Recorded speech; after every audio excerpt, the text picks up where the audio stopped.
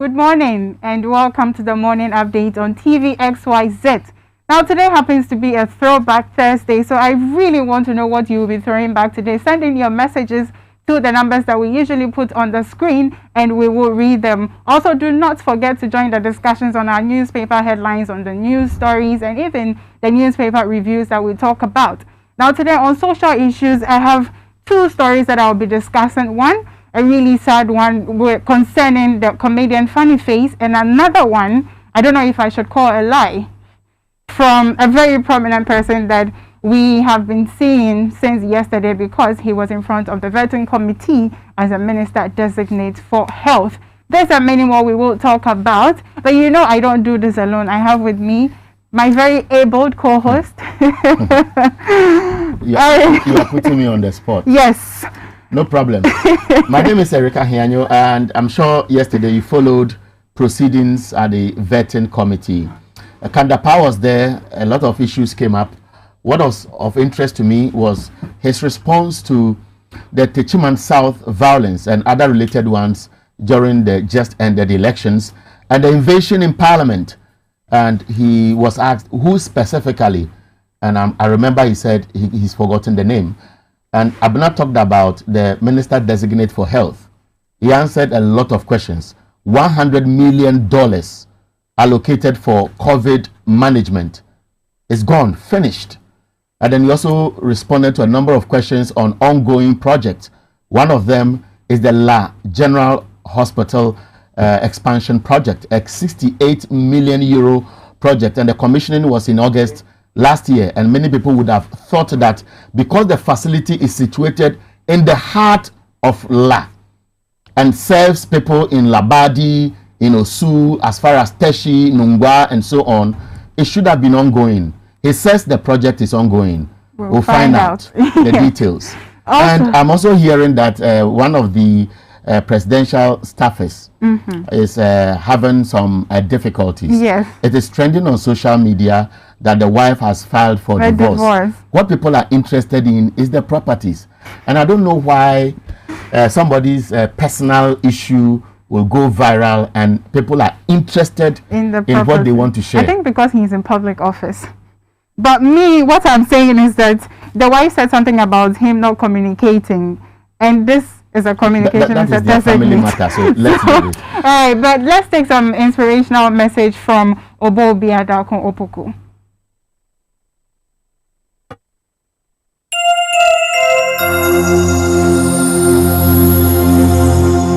It's exciting as always to come your way and get you inspired. My name is Obobia Dakopoku and I bring you Pause for 3 minutes, a motivational presentation every Monday and Thursday. We are still in the month of love, February, and I want to continue to encourage you to show love to others by sharing the little you have. Give freely, not only when you expect something in return. I've heard people ask how they can give when they themselves do not have. But you don't give and share only when you have in abundance. Growing up, I knew a father of 3 who together with his wife had a business, selling provisions on a tabletop under a shed in front of their rented compound house. In addition to the provisions, the wife cooked and sold rice with stew and also wheat. Recounting the situation today, Mr. Opari was obviously not finding his feet. But there was one thing he was noted for, always helping out when his neighbors were in need. He would dish out the cooked rice or wheat to the children in the compound when they are crying, and it was obvious the cries are as a result of hunger. One other noted form of his love to others and sharing the little he has was his care for an older man, a shoemaker in the compound, and for who his children would fetch water, help clean his room, and remained his partner under the food shed for so many years. The beauty of showing love, sharing and giving out freely is that it comes with a lot of blessings. Guess what happened to Mr. Opari later in life? One of his 2 daughters, thanks to his generosity, which did not go unnoticed, was assisted by another neighbor to acquire a scholarship and continued to become a successful architect. A long-lost son of the old man he looked after for years came and also took Mr. Opari's son to live with him. And when I met him later in life, he was a senior manager in an accounting firm. The more we share, the more we have indeed. People no longer wait to be assisted or to be genuinely supported. They do not have to know you. At church, in the office, in front of your house, when you visit the family home, just about anywhere, there are some people who will come and start demanding. Yes, people no longer ask or beg, they demand. And that is denying people like those Mr. Opare was assisting, who genuinely would do with some love from a neighbor or an acquaintance from getting to share in someone's love. But let us continue to love one another. Let us help when we can, and let us continue to do the good that we can. Thank you for your time, and remember, it's Pause for 3. Follow me on Facebook, Instagram, and YouTube with the handle at Pause for 3, and share in my messages every Monday and Thursday.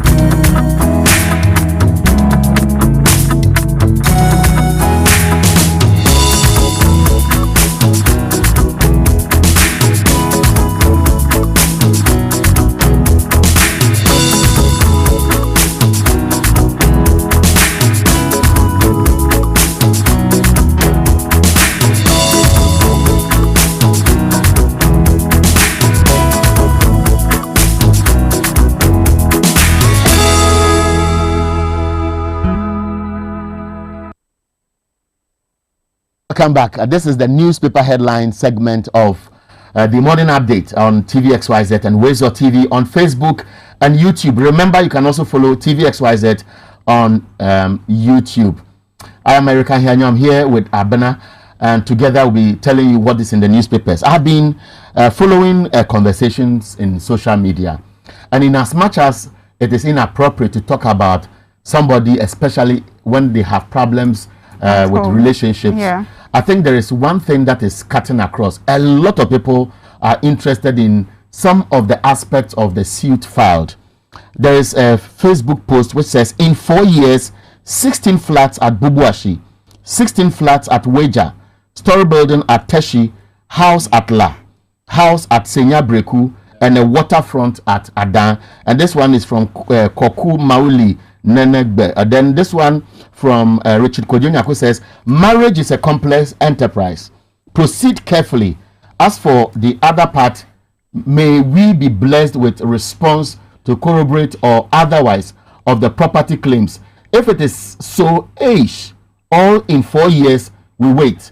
And then one Benjamin Esuman Road, 5-bedroom house at East Legon, sitting flat, 4-story building at Bubuashi, sitting flat, and so on and so forth. And what came to mind was, you know, when you enter public office, those who are ministers or those who are Article 71 holders and so on, they say declare your assets. Maybe it's about time they look at broadening it. Yeah. Because for all you know, Eugene had these properties before he became communications director at the presidency. But the fact is, he is a Ghanaian and he lives among Ghanaians. And so it is also possible that people knew him before he was appointed communications director, and for that reason they raise all these concerns. Yes. But if he had also been a part of the pool who should be declaring their assets, I don't think this would be a conversation. Yes. But whether he likes it or not, Ghanaians would talk about this. He would have to prove. Well, let me start with the Ghanaian Times newspaper. The front page has the story everybody is waiting for. I can bet you that when you move around every part of this country, all TV stations will be on TVXYZ or Wezo TV. Many people will be listening to Power FM, and I'm sure every other platform that they can monitor proceedings at the Supreme Court. And the headline here says, Supreme Court settles argument for and against cross-examination of the EC chair today. And this is how the Ghanaian Times captured the story on the front page. And there it is projected on the screen. Fake lawyer in police grips for recruitment scam. And Western Region intensify public education on COVID-19 protocols. But the big story that is of interest to me, particularly because of what is going on at the Appointments Committee, is that of the Health Minister designate. Distribution of COVID-19 vaccines. Ghana procures 355,000 doses to immunize 20 million people. That is very good news. Center spread of the paper has more on the procurement of doses for vaccination. Akosobo International School adopts shift system. And the back page, Ghana Tourism Authority donates PPE cocoa products to Ghana Medical Association, and 779 communities in Upper West Region declared open defecation free. So that's it on the back page of the Ghanaian Times newspaper. Abna, you have the Daily Graphic. Yes, I have the Daily Graphic, but also the big story on the front page of the Daily Graphic is similar to what you just read. Now it says government orders 355,000 doses of vaccines. This is coming from Minister Designate Health, that is Mr. Ajiman Menu. And also on the back page of the Daily Graphic, it says the power supply in Kumasi to improve. I think recently we have been experiencing some power shortages. Even I had lights out. Yes, it will improve. Yesterday. But in Accra, the Electricity Company of Ghana has issued a statement that they are carrying out some maintenance work around the Pokwase. They have a bulk supply point there, and they want to connect it to, because they had to disconnect it or redirect the power because of the ongoing Pokwase interchange project. And so those who live around that enclave will be experiencing power outages, I think this week and possibly next week. So just prepare. Listen to the news. We'll give you details on that. Let me take the Daybreak newspaper front page. GRA blows 3.6 million cedis on publicity.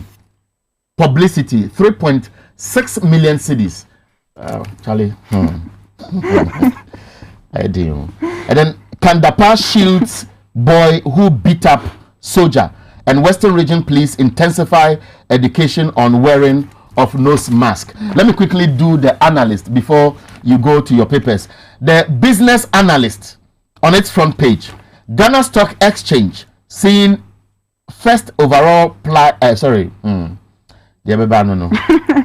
Stock Exchange seeing first overall price gains since 2017. Bank of Ghana develops liquidity assistance framework for financial intermediaries, and latest forward FX, that's Forex auction, indicates exchange rate stability over next 2.5 months. That's what the business analyst is reporting today. Also on the business front, Business and Financial Times says that farmer makers call for government to support produce of COVID-19 vaccines locally, which I think is some sort of good news, if only they get the funding, if only they are competent enough to do it. Also, inflation begins year at 9.9% as food prices decline. Eric, has food prices declined? It depends. It's a very controversial issue. Yes. Sometimes when there is abundance of produce on the market, because it is the harvest season, prices drop. Especially and so the people say, a normal boy, for tomatoes, okra, pepper. I go to the market quite often. I enjoy. My hobby is buying from the market. That's what I do. What does your husband do? I know what you're doing. Moving on. It says here that we are encouraged by disinfection of our facilities. Some of the police facilities have been undergoing disinfection due to the COVID-19. Now on the back page, this is an interesting story. It says that couples can have sexual intercourse a week after childbirth. Eric, when did you start after your wife delivered? Well, it's an advice, but I would suggest that you allow your wife to rest well enough, because it is not easy. I have witnessed childbirth as it was happening.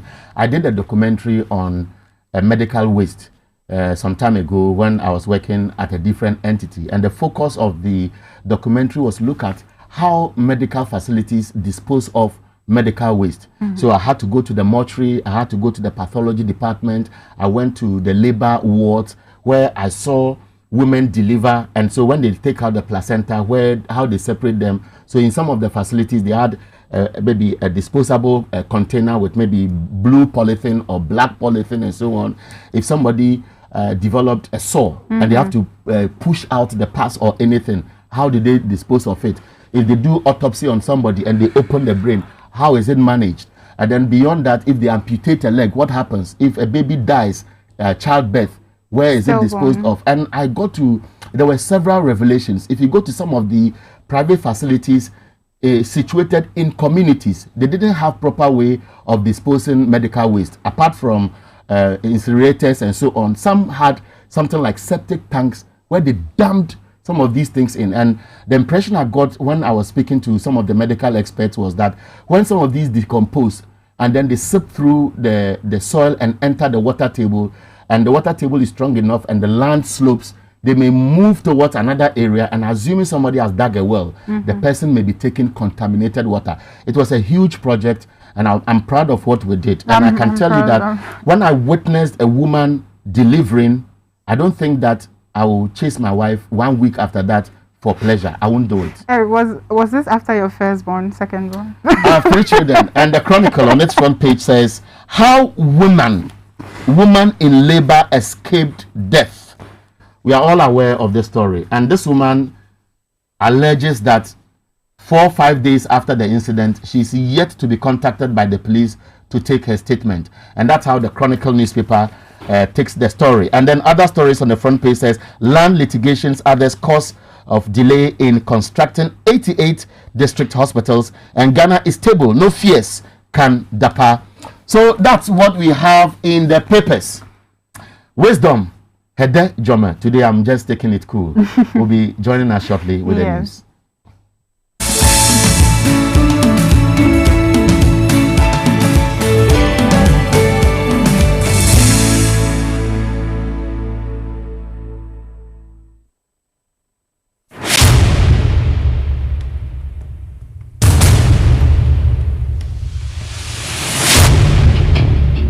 The average human body mass should have at least 60% water for optimal performance in any physical or mental exercise. We can help you maintain it naturally.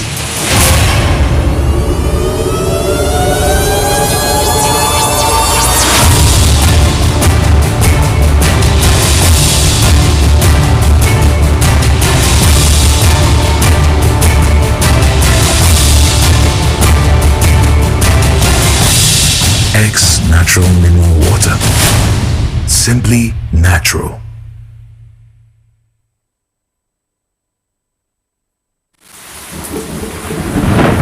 Peace of mind is very essential in your journey to success. For Akwesi Papa, peace of mind means having a proper covering over his family. Literally. For Araba, aka Injection Mama, it's about having the funds to complete her advanced nursing course. And as for Corporal Odami, it's as simple as reporting on time for his shifts. Sometimes all you need is a simple push.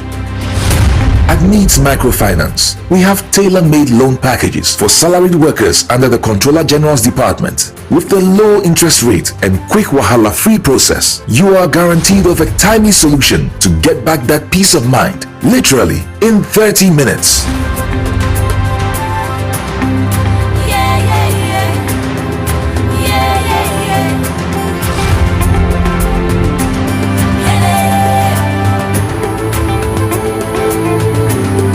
Needs Microfinance.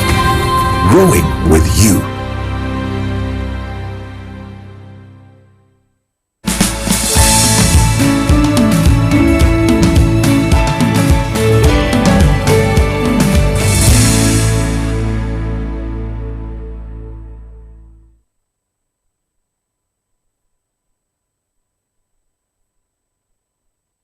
Still the morning update on TVXYZ. My name is Nana Abena-Sewa. Earlier, before the commercials, Eric and I discussed a few topics or a few headlines in the newspaper. And as always, Wisdom is here to give us details on some of the headlines that we discussed.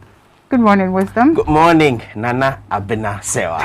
Good morning, Mr. Hadashome. I don't want to say anything for you to get confused, so please tell us what you have. So this morning, I'll be telling you about the vetting committee which started yesterday. Now, Health Minister Kwaku Agyeman-Manu, yesterday he suffered, if I should put it, 5-hour grilling. It wasn't easy for him. And then there was also the minister designate for the national security, Albert Kandapa. He had to answer questions on the invasion of parliament by the military. He says that it was somebody who ordered them and that there's investigations ongoing. And then also the exclusion of Uti and then the Upper East region from the ministerial nominees have also come up. The minority group leader brought that issue up, and then it's also in the news. I'll be telling you about that. And then today, decision day for the Supreme Court. To be or not to be, we'll hear from what the Supreme Court I'm very much interested in that deciding today. And then your favorite story you're discussing with Eric, is it that Dumsor kind of thing? You're talking about ECG schedule and all of that. Yeah, so that's also let's not call bad men on us about that. I'm telling you about ECG. The timetable is out. So if you live within the enclaves of Alajo, the Accra Girls School area, be prepared that if you don't have power, you may not get it, because once the Dumsor comes, that's it for you. So I'll be telling you some of these stories in a bit. Okay, so take us away.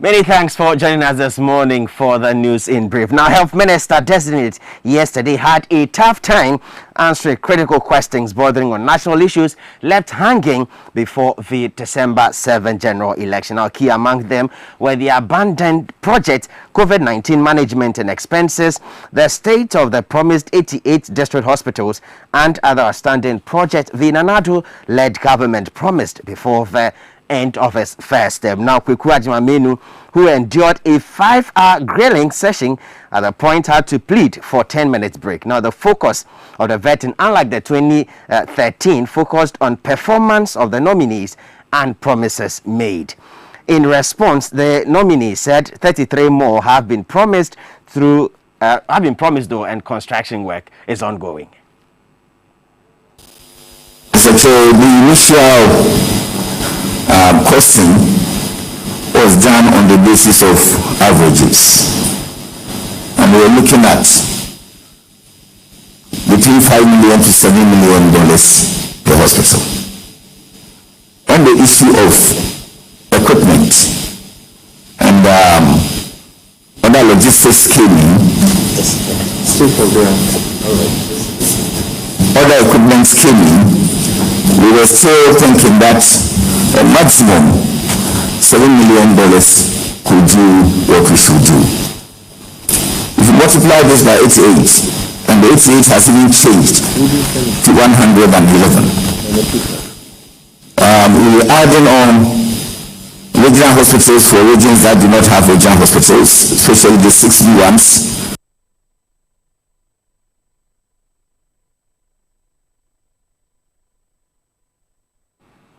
Now, that was the Health Minister designate, Kwaku Agyeman-Manu. Now, MP for Tamale North, Alhassan Suhuyini, took to his stand and was very critical about assessment of his own assurances going into projects before the first term. The phase 2 of the Tamale Teaching Hospital project, that has been completed and commissioned. Honorable Haruna will bear me out. Not only there, the long outstanding Eurojet projects that has 7 hospitals. We have commissioned about 4 of them, and there's work ongoing in about 2 or 3 that has not been done. We've done and completed WA. We've commissioned Fifupraso. We've commissioned Nsoko. Now they are working seriously in Sewua and Konongo. We have commissioned Tepa. The ship compounds or health centers that President Mills started, 10 of them in Central Region. I supervised and signed more than 30 certificates on each to complete the projects. And remember, it was published Did you do the stock taking? Yes, why not? I did a stock taking. I don't think I have been move to the next one. So I did a stock taking. I've completed virtually all of them. The ones that have not been completed, there is work ongoing on them.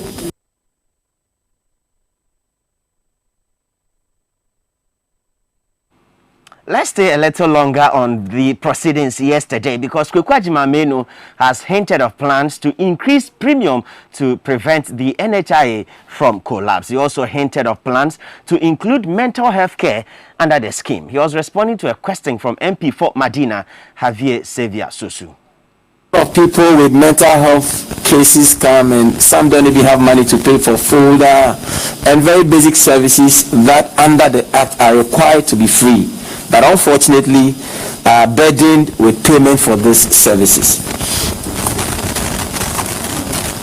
I think I'll answer very simply, yes. It is under consideration. We are talking about it, but simply I will say yes, I will consider. If the amendment of the law is what will solve the problem, I will so do. Instead of administrative instructions, I continuously give. So I'll consider that. Now, one controversial issue that came up during his vetting has to do with the La General Hospital expansion project. When he was asked, this was his response.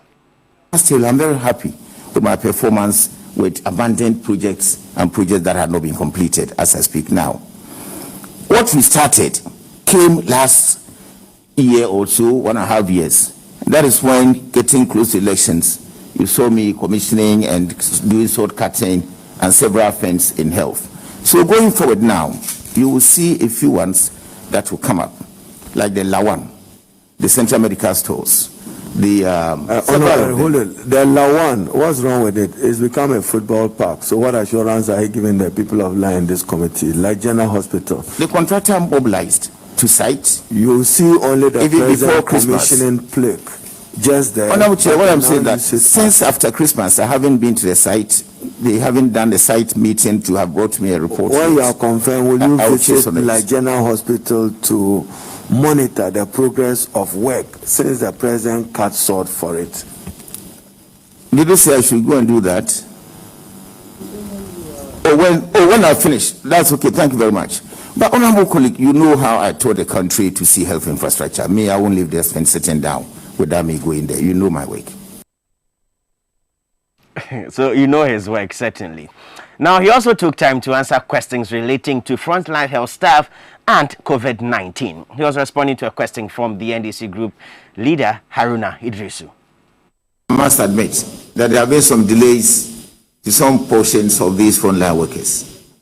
We set up a system that was soliciting data from the facilities. And on my last check last week, looks like finance queried the numbers that were coming. So the facility managers were asked to review the type of list that they have brought. Are you aware that that can affect morale and delivery? If you work for 4-6 months, you are not paid your allowance? I believe if the monies haven't been paid, today is Wednesday.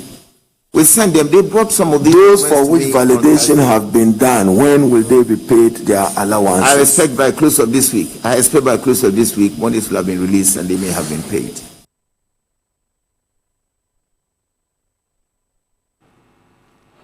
Now, first check by TVXYZ News suggests that the claims by the health minister that the La Development Project is ongoing is far from the truth. Now, it will be recorded that President Akufo-Addo in August last year cut short for the €68 million La General Hospital redevelopment project. Now, 6 months on, my colleague Prince Menka visited the site, and to the surprise of the residents, what the minister is saying is far from the truth.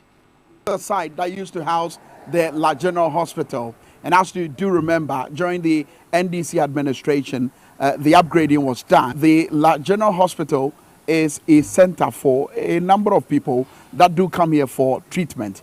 Now, since its upgrade, and of course the plans as far as the NDC administration was concerned was that beyond infrastructure, which is supposed to be seen on this particular piece of land that you see there in your shot, there was supposed to be the upgrade of equipment, modern equipment, that would also ensure that the facility is able to live up to expectation in terms of the upgrade. Now, just hours ago, the Minister Designate for Health, Kwaku Agyeman-Manu, told the Public Accounts Committee that the plan to ensure the construction of the modern General Hospital has started and that construction had begun.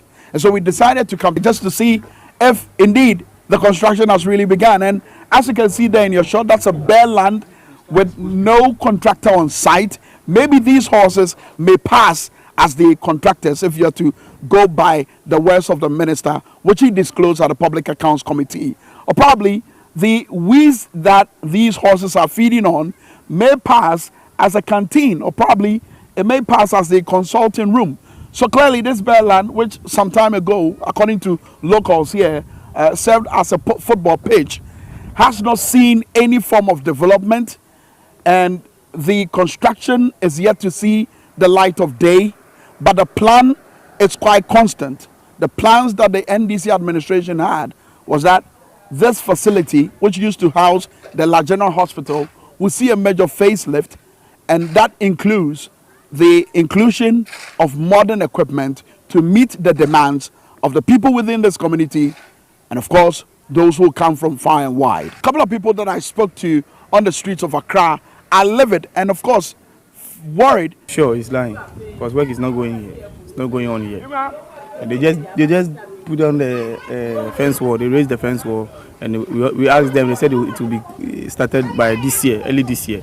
But still, we've not gotten any idea about it. And we were here, and they came and told us they are come to put it down and build a new hospital. But since they came, nothing we have not seen. Okay, so just as I informed your friend, the Minister Designate for Health, yeah, of course, I'll sit up. The Minister Designate for Health, moments ago, of course, hours ago, told the Public Accounts Committee that they have started construction. Are you shocked? Yeah, very shocked, because nothing is going on here. As you can see, there's nothing going on. So I was very shocked to hear he said that on TV. Nothing has been started here. As they started raising the wall, like, I was like, oh, okay, the government have started their work. So I was happy that, yeah, the work is going to be started very soon. But as time goes on, I see that the land is still, there, and there's nothing being started on the land. Because I'm a for the Juma say, also Manam Wahano, Munina Kufi, Munina Tifi, oh, Stos Naya Moton, the Munina Tumako, Obia Mufi. So Mubay Sinas, a Mafo, almost met Maton Made. Not I say, it's a more work to almost some bay. Not I say, Obia, Omisha series, Senate Michum, Obi transfer no more to be a man. It is an enemy catcher, a minister, no minister now. A Kufado as a pound and say, once I'm a health minister, no. So, me catch us or call Public Account Committee, no, or call say hospital, ya shall see it here.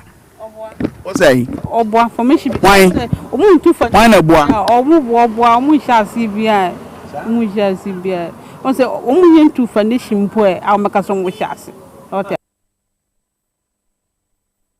Parliament, because the ANC group leader Haruna Idrisu is calling on government as a matter of urgency address concerns over the exclusion of representation from Oti and the Upper East region. In his opening remarks during the vetting yesterday, Haruna Idrisu says the NDC group is not interested in witch hunts.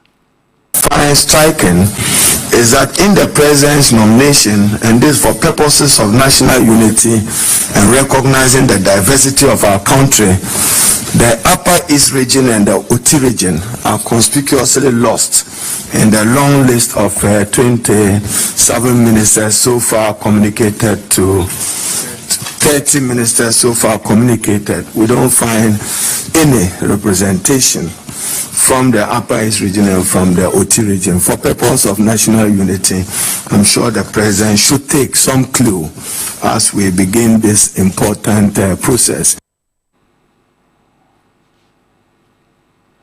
Let's do some past stories now. And if you live within the airport residential area, as well as the Accra Girls School, then embrace yourself some power outages, because the Electricity Company of Ghana has served notice of pending doom so to pave way for commencement of excavation works to interconnect the Pokwase Box power supply point to the Kanda Airport substations. Now, the exercise, which takes effect from 10 a.m. to 4 p.m., will affect the airport residential area, Mamobi, Accra Girls, ECG, Roman Ridge District Office, Kotobabi Polyclinic, Tobinco Pharmaceuticals, and Alajo, and part of Tesano. It explained that the works form part of the financial and operational turnaround project in collaboration with the Millennium Development Authority.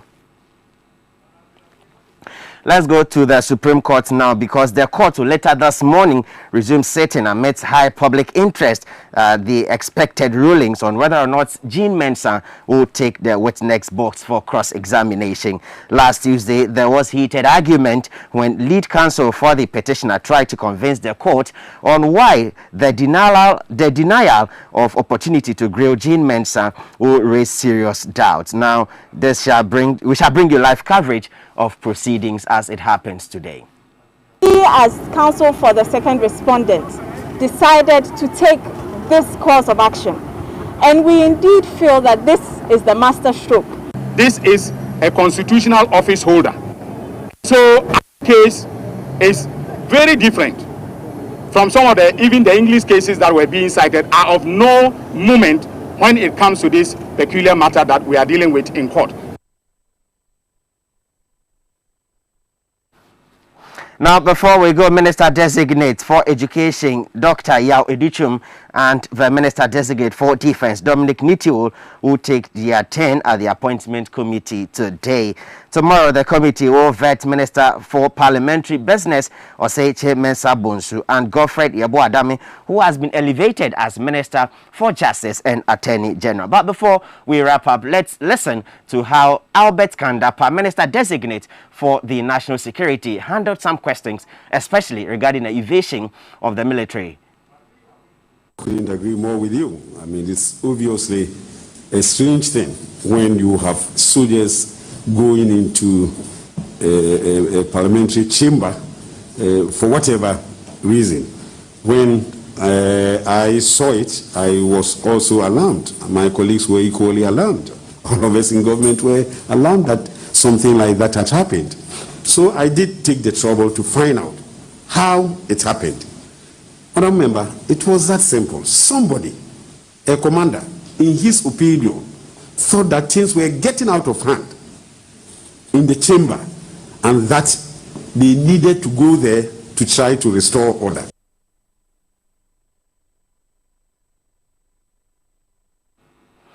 Albert Kandapa is the Minister Designate for the National Security, and albeit for this morning's News in Brief on the morning update. With me, Wisdom Hedejime. Nana? Thank you, Why Wisdom. Are you so happy? Because of how you're signing out. It's so nice. Wisdom Hedejime. Yeah, so that was Wisdom Hedejime with the News in Brief on the morning update. We would like to dip into our pot of commercials, and when we come back, we'll delve into our social issues for today. This segment, or that segment, is brought to you by Health Alert Clinic.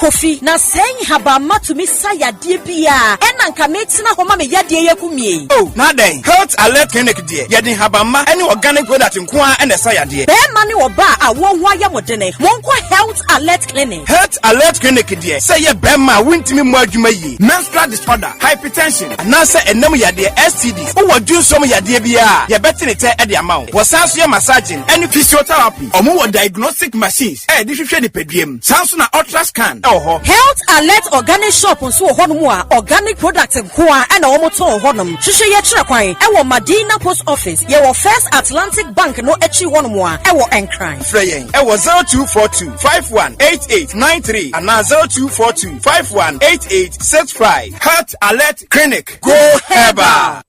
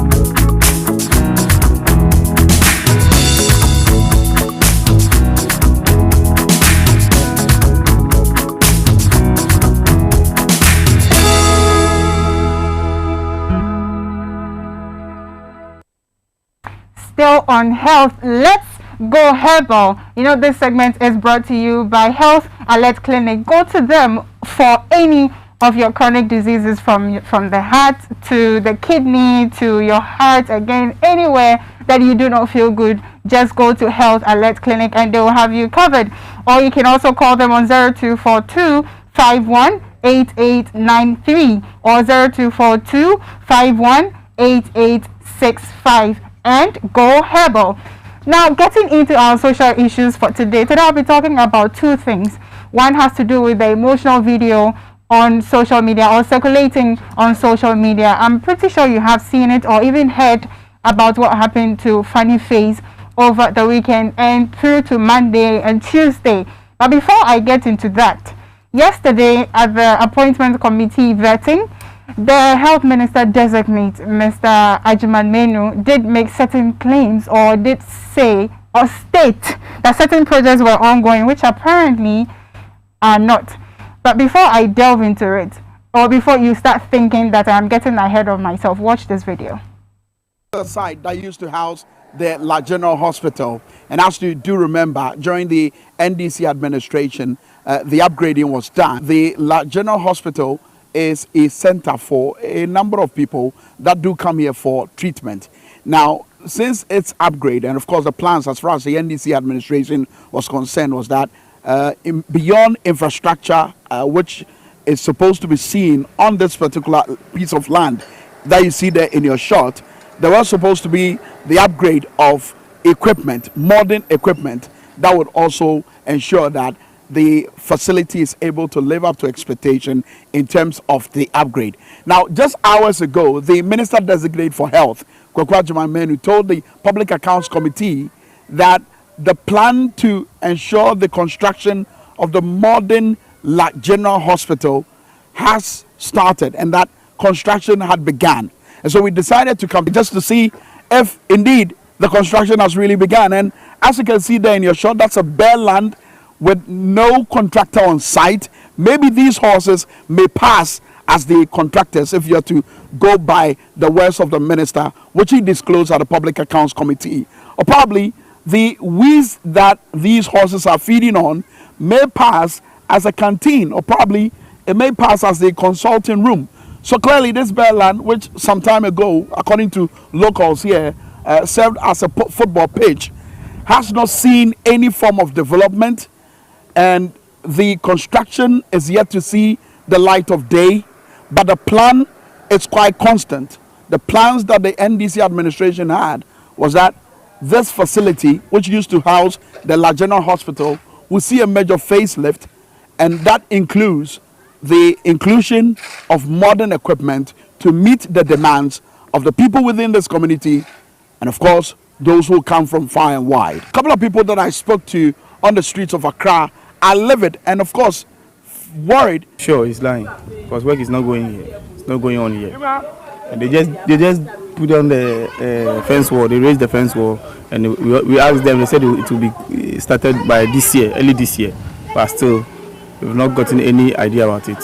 And we were here, and they came and told us they are come to pull it down and build a new hospital. But since they came, I think we have not seen. Okay, so just as I informed your friend, the Minister Designate for Health, yeah, of course, I'll set up. The Minister Designate for Health, moments ago, of course, hours ago, told the Public Accounts Committee that they have started construction. Are you shocked? Yeah, very shocked, because nothing is going on here. As you can see, there's nothing going on. So I was very shocked to hear he said that on TV. Nothing has been started here. As they started raising the wall, like, I was like, oh, okay, the government has started their work. So I was happy that, yeah, the work is going to be started very soon. But as time goes on, I see that the land is still, there, and there's nothing being started on the land. Because I'm a for the Juma say, also man of Wahano, Munina Kufi, Munina Tifi, oh, first night I'm Moton, the Munina to Marco, or be a Wufi. So move by sinners, a man for my almost met my tongue, Madde. Not I say, it's a more word to almost some bear. Not I say, I'll be almost as serious as me, will be transferred no more to be a man. It is an me catch us a minister no. Minister na Akufo-Addo asa pound say one Sambe health minister no. So me catch us say we call public account committee no. Okoka say hospital ya sha see sia. What say? Obo information. Why? Why na boa? Omo sha see bia. Omo sha see bia. One say bad linguists will say Nana Wasumwa. So you heard it yourself, the woman stating, and other agreed citizens stating that the project apparently has not started at all. Now this project was started or was cut short for by the President Nana Addo Dankwa Akufo-Addo on the 10th of August. He didn't just decide to do it. I mean, the Ghana Health Services made certain reports about the building having cracks and also the hospital campus not having proper planning. So this prompted the president to do something about it. Now, I also know from research that 68 million euros was given to our president or our government to use as funding for this project. And yet, here we are. And also, we know what Mr. Ajmamenu is saying. They are two different things. With me in the studio, I have Mr. Jeffrey Tete, who is also the Secretary for Gadangbe Youth Association, to discuss further this issue. Good morning, Mr. Jeffrey. Thank you very much. How are you doing? I'm doing good. Are you sure you're doing good? Well, we are not too happy about certain developments in our community, but life must still go on. I understand. Did you follow the vetting yesterday? Exactly, I did. You did? I did because I had a key interest in what the minister probably would say about the La General Hospital. Okay. So I was actually expectant of his response to questions that would border on that. Right. So when you heard his response, what was your initial reaction? Did you jump to the television? The first thing was to drop my jaws and be like, wow, because I've had an interview in the morning on a sister station in Accra. And so I told the host I was going to sit behind my television set and make sure I followed everything. And before I got to the house, I actually walked past the place. I frequent the place a lot. So I was going there to be sure before I listen to the minister and see whether there will be some discrepancies between his answers and what is actually on the ground. Okay. Now, even I have visited that hospital before because I did a series of tests there. I went to 37 and I was referred to that place because apparently they were the only hospital that, you know, does those kind of tests. So I had to go there and do it. Now, how has this affected the community at large?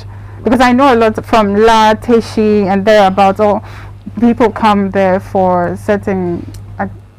Thank you very much. You are right in saying that people come from way from Nungwa to Teshi, La, and Osu, and in fact other smaller communities around. And so a lot of people had hopes when government said they were going to construct the hospital in 2 years. And I mean, we were all happy. Initially, they had no plan to even put up a clinic or something in the community to serve the people. They were just going to demolish the place. And so we rose up, a few of the youth groups in town rose up. We started agitating. And I remember very well we were called to a stakeholder meeting in either January or February 2019. And we were told that on the 1st of March, the building was going to be collapsed. So we asked them for their plan, an interim plan, to serve the people health-wise. They had no plan. They said the people can go to Lekma Police Hospital or 37. We said no, like it's a very big community, and if you have no plan for them, it would be a problem. There are people who do not even have money to pay for their transportation, and they would walk from La Town to La General Hospital. So the idea was that we gave them options. That look, the old veterinary site is there. It's also under the Ghana Health Service. So we expected them to talk to them and see if they can use some of their facilities. We also had Laman Samokwe, which is a local NGO that has helped in the community over the years. They had actually put up a building for a clinic which had not taken off. Why don't you liaise with them so that for the 2 years the Ghana Health Service will actually rent that place? And then there was a third option. Now the assembly came in and they opted for the second one, going to Laman Samokwe. So they had that small facility to use as a polyclinic. So if you get to La today, there is La Polyclinic, but it's so small that you cannot even have a single ward to hold patients in case they should be detained for just about 3 or 4 hours. There's no ward. there. So it's like a walk-in something. You go in, you are treated, and if possible, maybe a referral. Now, because of this situation, health issues in the community has become a big issue. Because when people are sick, they're like, okay, this one, I know if I go to the hospital, I probably may be detained. I can't go to the polyclinic, so I have to look elsewhere, and they have to travel some distances. Now, Teshi, you would bear with me that there is Lekma Hospital, but the idea is that there are people who live along the main road, main La Accra Tema road, who cannot have easy access to Lekma. What they do is that they are easily able to get transportation on the main road to La General Hospital than getting to Lekma. So they prefer coming to La General Hospital. The same applies to Osu. So for all these people, you have created a certain kind of problem for them, which is not easy. It has no easy solution, and they have to find other means, alternative means of addressing their health issues. So when it comes to the problems that the collapse of this hospital has brought, they are numerous. And unfortunately for us, we thought that within the 2 years the government promised to work, they would have done their work, so that now the first year is ended and we have not seen anything. So I was surprised when the minister said that work is ongoing. I was seriously surprised. I can feel your frustration. What do you intend, or what does the youth of La intend to do about this? Well, in the first place, we feel this is some kind of insult on the people who assess the place. So we are actually asking the nominee to actually retract the statement and render an apology. We're also going to call on the president that if your nominee can peddle such falsehood, then we don't think he's fit for the job. So it will be better he's taken off, because the next time somebody may die and he will say that the person is still alive, and we don't know what that would mean. So the president should withdraw the nominee. And then lastly, we are asking government to within 14 days start construction of the La General Hospital. And if they are not able to do that, the youth of La will take over the place. We are going to erect football poles and start playing football there. All right, so Mr. President and Mr. Health Minister Designate Ajiman Menu, you have heard the youth of La, and hopefully you do due diligence to what you are supposed to do. We have been speaking to Mr. Jeffrey Tete. He's the Secretary for Gadangme Youth Association and also a concerned citizen of La and Ghana at large for the hospital that has not been constructed, but the health minister says has been constructed. Now, I said earlier that we will be discussing two topics today, one on the La General Hospital and the other one on Funny Face. Before I say anything, watch the video. Okay, yeah, you don't want to do funny fans. So I've been bailed out, and I slept at the police cell yesterday from Monday to Tuesday, like 3 p.m. to the 2 p.m. or something. My dad jail. Now I'm an ex-convict. Yeah. I'm locked up. They won't let me out. Locked up. But the most painful and saddest truth which I'm about to reveal is about Ghana police.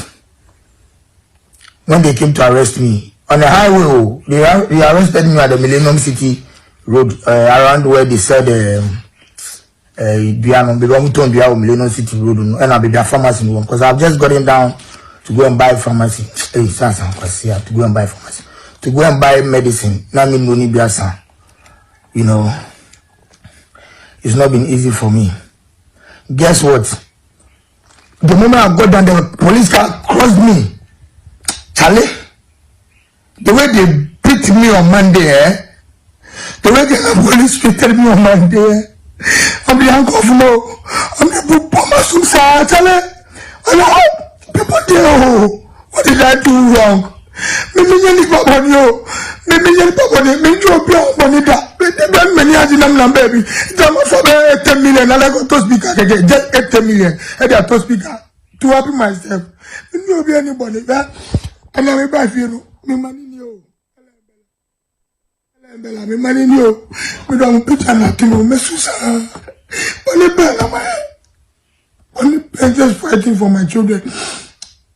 I got a prison. Okay, I needed the breather. So that was Funny Face, the children's president, expressing disappointment with the police with the way that he was assaulted when he was arrested, and also even after his arrest when he was in cell. According to him, he was brutally assaulted by the police. I have Sadiq Abdul Abu. He is the CEO for 3 Music Entertainment, and we will be discussing Funny Face's story. Good morning, sir. Good morning. How are you doing? Good. I'm good, thank you. Please, I'm sure you have seen the video or even heard about the arrest of Funny Face. Yes, I've seen the video making around. Okay. I've seen it as well, and I was all about the arrest. Okay. Yes. Alright, so could you kindly tell us your initial reaction to the video? Well, it made me sad. Obviously, the Funny Face that we know a very happy-go-lucky person. I mean, in the past few days or weeks, I think we all have been concerned about the video. Can you hear me? I can hear you. Okay, could you kindly raise your voice a bit? We can hardly hear you. Okay. I'm saying that it made me sad. Watching the video made me very, very sad. In the last few days, I think that I've been very concerned about the videos or the content that's been churned out by Funny Face. And most importantly, I've also been very, very concerned about the brutality that he had to suffer at the police, at the hands of the police. I don't think that anybody, for that matter, any human being needs to go through what he experienced. And most importantly, was someone like Funny Face who has consistently been a happy-go-lucky person going through this. Something that breaks my heart. Understand, but so how does this affect the industry at large? I mean, Funny Face is a well-known celebrity, and how does this affect the industry at large? Well, I don't know. I would really analyze the major impact of this particular incident on the industry, since it's not necessarily industry per se. But obviously, it goes a long way to continue to bend the relationship or the respect people generally have for the police. Of course, I mean, there's an expectation that when you're arrested, you will abide and then, taking the necessary, directions from the police. So you can, because they are meant to maintain law and order. But of course, nobody would want to be beaten in the way Funny Face alleged that he was beaten. I mean, it's a case that he was beaten with handcuffs, they used the gun, the butt of the gun to hit him continuously. Also, there's any counter argument that maybe he was probably resisting arrest. This is a call for. This is not proper. I understand, sir. Now, also, this is not the first incident we have heard. We heard of Kalkasi, we've heard of other celebrities who have been arrested by the police for misconduct, because Funny Face was arrested by firing arms openly. What would you say? Would you say that is based on youthful exuberance, pride, ignorance? What do you say would contribute to all of this happening with the celebrities and their arrest? Well, I think there will be a cocktail of factors. I mean, it could start from indiscipline, coming down to a certain level of offensive conduct. I mean, exhibited by some of these people. So, I mean, in Congress's case, it bothered a bit on criminality, and there was a connection to a smoking of weed, and then, then there were others, and the Funny Face one as well, which bothered on offensive conduct and the firing of a gun, what's it called, discharge of a gun. I mean, so definitely all of these things at certain levels would bother on criminality, which also connects to a certain level of indiscipline. But that notwithstanding, the approach regarding the Funny Face, I thought was high-handed. But this could be due to a lot of factors, including indiscipline. Okay. All right. Thank you very much, Mrs. Sadiq, for talking to us. We're very grateful, and we do hope that you have a good day, sir. Thank you very much for having me. So, before I wrap up briefly, some of Funny Faces members are actually saying that they feel he has mental issues, or that he has underlying mental issues that need to be addressed. A lot of the comments under his post yesterday had similar comments, but there was one that actually stood out for me, where she said, I'm still looking for it, just a second. It says, you cannot ignore your kids and live your life, and same way you cannot risk your life because your kids have been taken away from you. Find a way to live happily in the absence of your kids. This is an advice to Funny Face. So if he's going through any depression at all, we hope that he is seeking help, or he can even go to Health Alert Clinic, and I'm sure they would fix him up. This has been the social segment of the morning update. We'll be right back.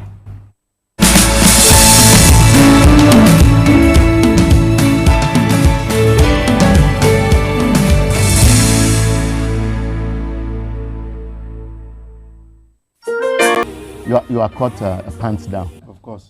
How are you, Dr. Park? I'm well. Dr. Park will be one of our guests this morning. And then Desmond Abuaje is a lecturer in accounting at the University of Professional Studies, Accra. That's it, isn't it? Yes. Right, Desmond, how are you? I'm fine, thank you. Yeah, Doc, I said pants down because I was getting ready to start the show and we're doing our usual thing. Yes. How is Bulsa South? Well, Eric, let me say Happy New Year. Happy New Year. You know, we have been interacting in dispatches. Yes, of course. I remember when His Excellency, I shall say the President-elect, was campaigning and came to my constituency. It was at dawn. At dawn. If you remember, you arrived almost around 1:32 a.m. It was not easy. That man is really. In fact, it's tough. Those who don't know, it's tough. The level of effort, sacrifice, in the interest of doing the right thing that he had to expend, don't appreciate. And although you were around and I was around, but you know, he had to finish that and still go for another program. And then sometimes as early as 6 a.m. So we couldn't interact. So no problem. I have not seen you since then. So Happy New Year. Happy New Year. And let me say, Bulsa is well. Mm-hmm. Of course, the challenges have not changed, and that is why they voted for change. We wait to see whether what they voted for would be given effect.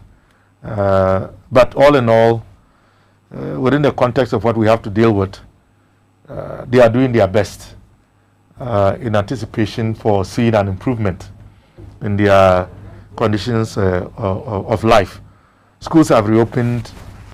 The challenges that schools in Bulsa South are facing are not that different from other parts of the country. The inadequate supply of PPEs and the almost lack of preparedness before the reopening of schools. But thankfully, we are yet to record a positive COVID case in Bulsa. But the people have very high expectations of me, and I will do my best to meet their expectations. Okay, so thank you for your opening remarks. Desmond, you are a lecturer.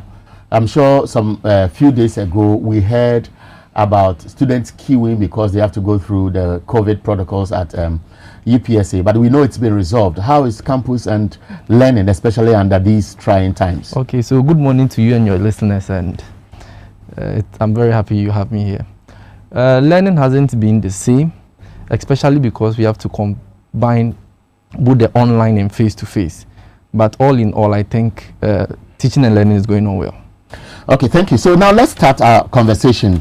I think what is trending, the Supreme Court, COVID, and then the Appointments Committee and its engagements. Yesterday, the Health Minister designate Kweku Agyeman-Manu and then the Minister for National Security designate Kandapa appeared before the committee. Kweku Agyeman-Manu faced the members for almost 5 hours, and there were some interesting revelations. Boiled on projects abandoned, what they were able to complete within 4 years, promises made, and then of course they also talked about COVID, the doctor-patient ratio distribution across the country. They also talked about his own promises and whether he had fulfilled them, and other related issues in the health sector, frontline staff, payments made, and so on and so forth.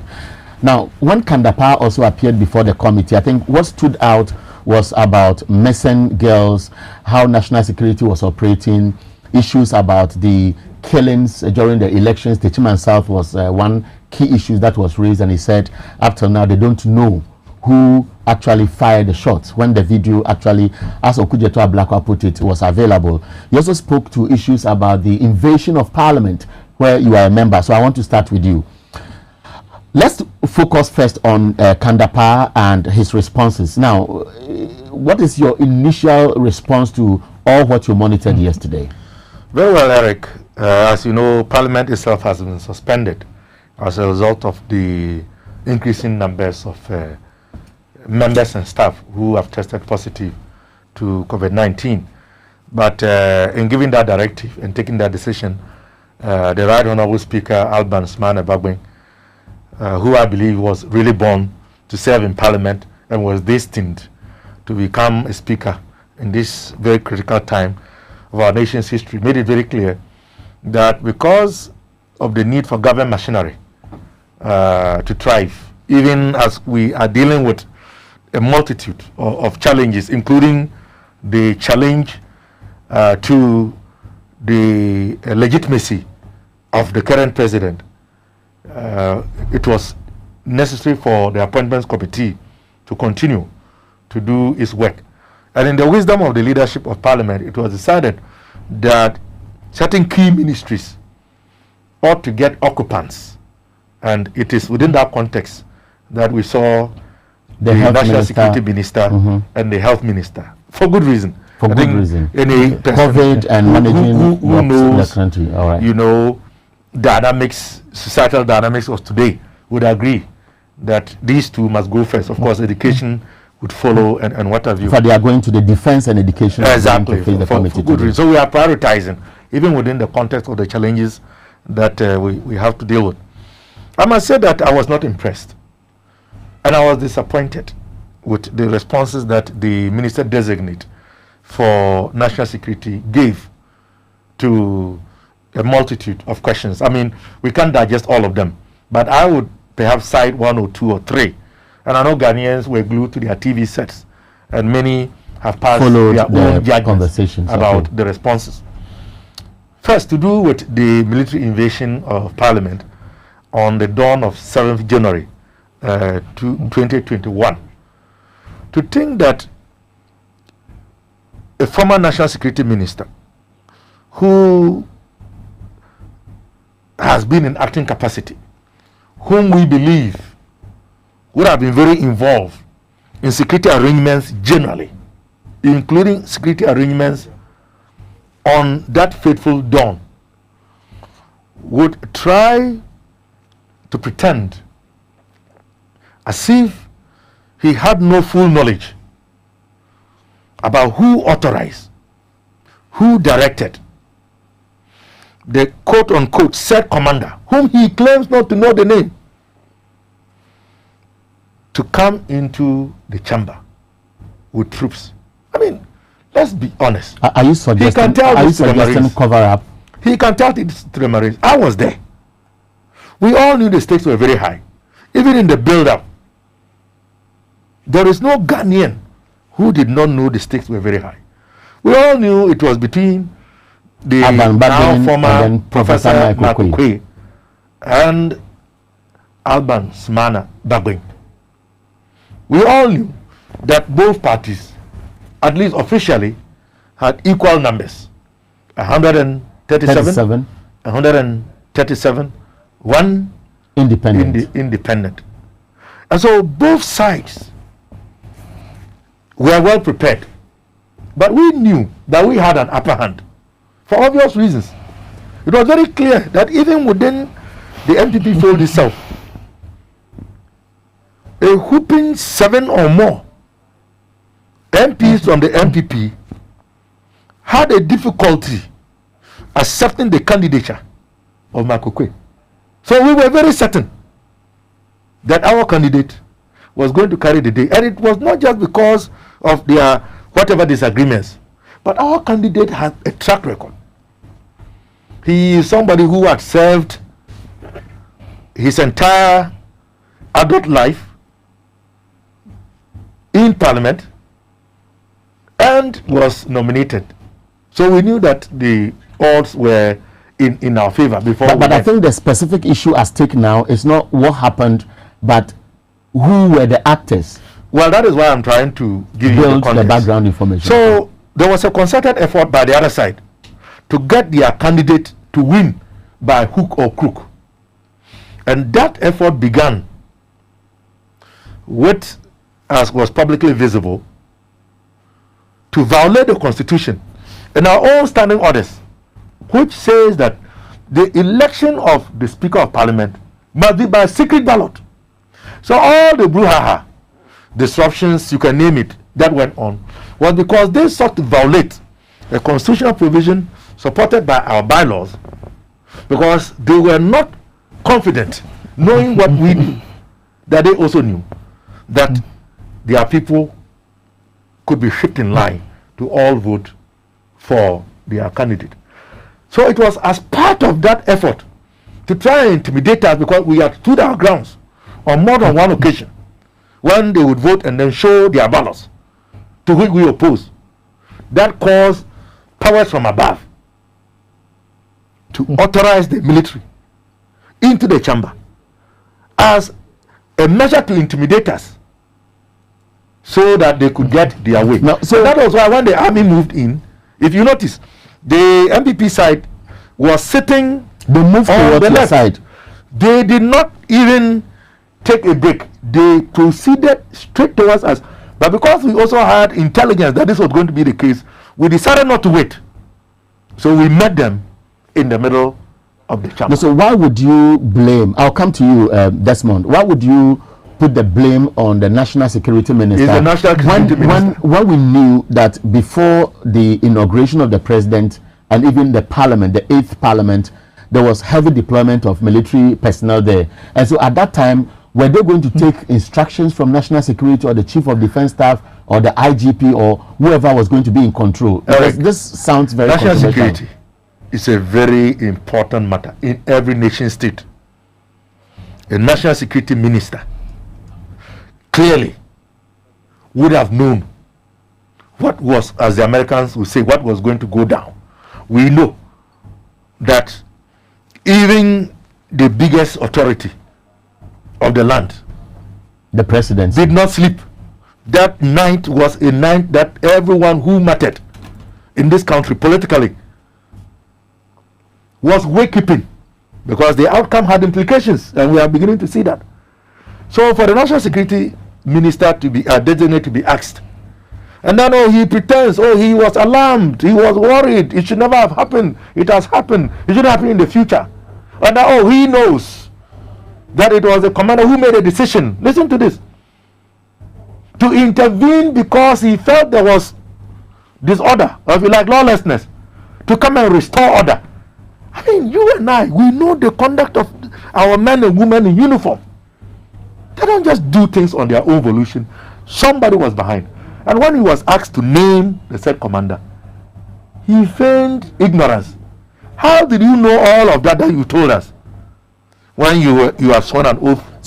And yet when you were asked to name the commander, you were telling us that you didn't know the name of the commander. So he is fully aware. And I believe he was part of the meeting that made that decision and gave that instruction to the said commander to move the troops, and it was to achieve a particular purpose, to cow the NDC MPs, to sit put, and to allow the fraud that our opponents sought to perpetrate in imposing a speaker who was not even acceptable to their own on the people of Ghana. So as it happened yesterday, what do you anticipate as a member of parliament with close association with those on the appointments committee? Do you expect that they will defer his approval until whoever instructed the military and the police to invade parliament, or maybe the response to the killings at Techiman South will bring those things to book? Because I heard one of the members of the committee suggest that, okay, so if he's approved and there's going to be further investigations like what Okudzeto Ablakwa tabled before the committee, it will be good evidence for him to carry on. So you see a narration of, let's approve him and continue the processes. I'll come to you. But Desmond, you may take it up from here or give your general impression with the vetting yesterday and specific Kandapa? Okay, I think yesterday was a good day. The vetting was a good one, and I think it's a significant improvement over what we've seen in the past. In this case, they were significantly issue-based, based on the fact that the two people that were vetted actually previously held the positions, and hence there was enough issue to discuss. The issues discussed were significantly relevant for the circumstance we are in, and it gave us a clear indication that the two parties working together could actually give us good governance.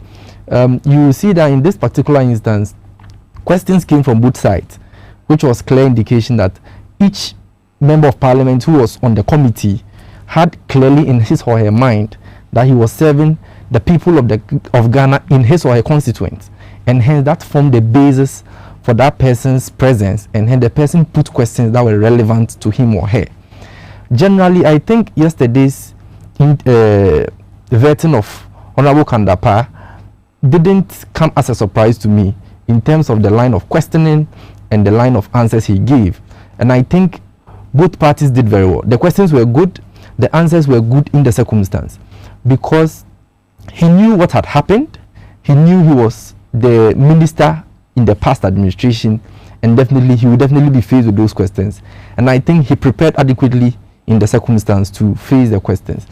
On the issue of the military invasion of parliament, we know it has been largely condemned as an affront to our democracy and shouldn't have happened in the first place.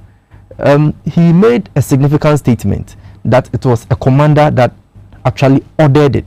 So once we know that, and we are also aware that investigations have begun, all what we can hope for is that the investigations will come to a conclusion and the said commander will now be named. Because once we are aware that it's a commander that gave the command, and we are aware investigations are ongoing, two things are certain: that at the end of the day, there will be a report on the investigations, and the said commander will be so named. So I don't think we should put too much pressure on the naming of the said commander, but we should allow for the said commander to be thoroughly investigated and all the associated and accompanying issues identified and unraveled before we can come to a firm conclusion. I'll come to you again, but let me acknowledge those supporting this program. X Natural Mineral Water and Health Alert Clinic, they have proudly supported the discussion segment on Morning Update, and this program is also live on TV XYZ, on Facebook, YouTube, and you also know that you can always get our programming on Wizard TV, equally on Facebook, and also by subscribing to YouTube and follow the conversations. You can also send us your text messages via WhatsApp on this line 0556 999 999 0556 999 999. Abna will join us to read your text messages, and those who have known another number you have followed us since last year, 0208 667,000. If you happen to send some messages to that particular line, I would also be privileged to read them. Now, you've made a submission that let's give him time, investigations are ongoing, but some might say you are supporting mediocrity because the elections happened on December 7. We saw the inauguration of the new parliament on January 6th or 7th, depending on how you want to look at events, as it carried over onto the day the president was inaugurated. Now, what I am asking is, this is a major incident that threatened is it the second arm of government? We have the executive, the judiciary, and the legislature. So that's the third arm of government.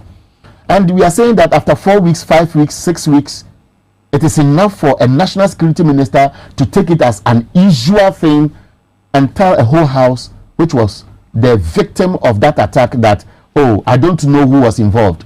And you think he qualifies to be confirmed again to be Minister of State? I think in the circumstances, he should be given the benefit of the doubt. Let's bear in mind that at the set time the event occurred, he wasn't a minister by then, and he has since been appointed as a designate pending approval. So until we actually put him in the stead of the position and actually hold him to book, because once you have so confirmed him, you can now insist that the said investigation should be brought to a closure and the report be made available to Parliament for the necessary action to be taken. So I think we can give enough pressure for the work to be done as fast as we can, but we will still need that political figurehead who we can hold accountable for the investigations to be concluded and the reports made available as the case is. Now, Doc, you were in Parliament, and I remember that many of those appearing before the committee now were instructed by the president to continue holding their positions as acting ministers, and so they couldn't have just been occupying the office, but work was in progress. I don't know if you have any response to well, you know, he said. is a neutral. He's a young academic. I mean, if this was 6-7 years ago, I probably would be speaking his language. But given that I am part of the theater, I was present, and knowing what I know, I certainly cannot excuse the National Security Minister designate on his responses. Because, I mean, there was an election security task force that was put in place. An IGP was supposed to be in charge. He, the National Security Minister, was part of it. And when we talk about elections, we always talk about before, during, and what? After. And you see, there is something that I think many Ghanaians have not averted their minds to. On that fateful dawn, we had no legislature. We had no executive. We only had the judiciary. In fact, the Chief Justice was present. But he left. But he sneaked out. If those members of the army who entered Parliament had averted their mind, or if they were adventurous enough, and one of them had just gone to sit on the speaker's seat, fired a shot here and there, there would have been they could have just announced that they have taken over the governance of this country. As simple as that. What occurred is not excusable. And that is why you see the minister condemned it, said it wasn't proper, it shouldn't have happened. He was shocked, he was amazed. But the truth is that But he raises an interesting point that he was not there. And you know, in your earlier submission, I also raised the question that the IGP, the Election Security Task Force, we all know, is always supposed to be headed by the IGP. Yes. And so whatever may have happened on the spot, we cannot tell. And so let's give him the benefit of doubt and ensure that the right things are done. But so I was asking, should Parliament demand real answers before considering his nomination? Well, based on his own responses, he has given us reason to believe that he has made inquiries about what went on. I think where he fell short was to name the said commander. I think he even said that the CDS had initiated an investigation. So he has even given indication that he has made inquiries. Well and good. But you see, I must commend my colleagues from the NDC group, minority group in Parliament, because, I mean, whilst those from the majority group were throwing softballs and giving him low-hanging Some might say you are not being fair to them. But of course, every Ghanaian if the minority group perhaps is going there to with an agenda every Ghanaian knew what was going on. Every Ghanaian expected the questions to be the way we asked him. And well, I have every reason to commend my colleagues for doing a good job, because Ghanaians have very high expectations of what they are to do. But you see, it wasn't just that issue of the military invasion. He responded to questions to do another important with issue, the electoral violence. Sure. Quite unsatisfactory. He made comments to try and justify the fact that, you know, give or take, depending on who is reporting. I heard him about say 17 military officers. the people involved or the victims were part of those who provoked the security by throwing stones. It wasn't true. We saw the videos. I mean, and these are serious matters. You see, we are privileged today, in spite of all our challenges, to have what we call citizen journalism. The modern cell phone is a video camera. The videos are there. Not in any of those instances, including Techima South, whether it is Savlugu or all of those places where there were reports of violence at the collation centers, did we see citizens or victims throwing stones. Why? That 11 or 12-year-old girl who got shot, what was a crime? So you see, he has a lot to justify. And you see, you asked an earlier question about what the committee should do. The committee obviously will do its work. But that work is subject to approval by the plenary. And I believe that the committee will be honest, transparent, and straightforward. And as he alluded to earlier, it's going to work in the interest of Ghana. Because we have come to a stage where we ought to be able to improve the delivery of our responsibilities as persons entrusted with authority on behalf of the people. And he's right. Thankfully, we are dealing with people who served before. So everybody comes with a track record. And that is what can hold you the committee will be. We can scrutinize you. But Dr. Park, we can grade you. He's a lecturer. And then whether you pass or you fail. But whether you pass or not is based on how candid and honest and truthful you are. Because but in this case, the can be verified. The marking scheme is difficult to determine. In this particular instance, even though the scenarios are right, you are a lecturer. It's not that difficult to determine. I can come out with okay, maybe you have your marking scheme. Desmond Abuaje is an accounting lecturer at the University of Professional Studies in Accra. That's UPSA. I always find it difficult to remember how to put it.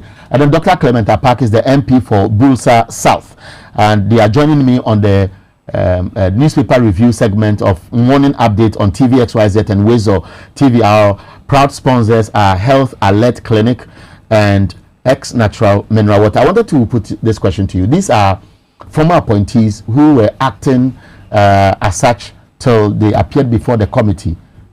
We have several of them yet to appear. Wouldn't it be appropriate that is it not fair for anybody, let me put it this way, to suggest that if you are holding an office and you know you are coming to meet an important committee, as we know, you should do your homework well, just like any other interview, rather than assume that, well, I'm not in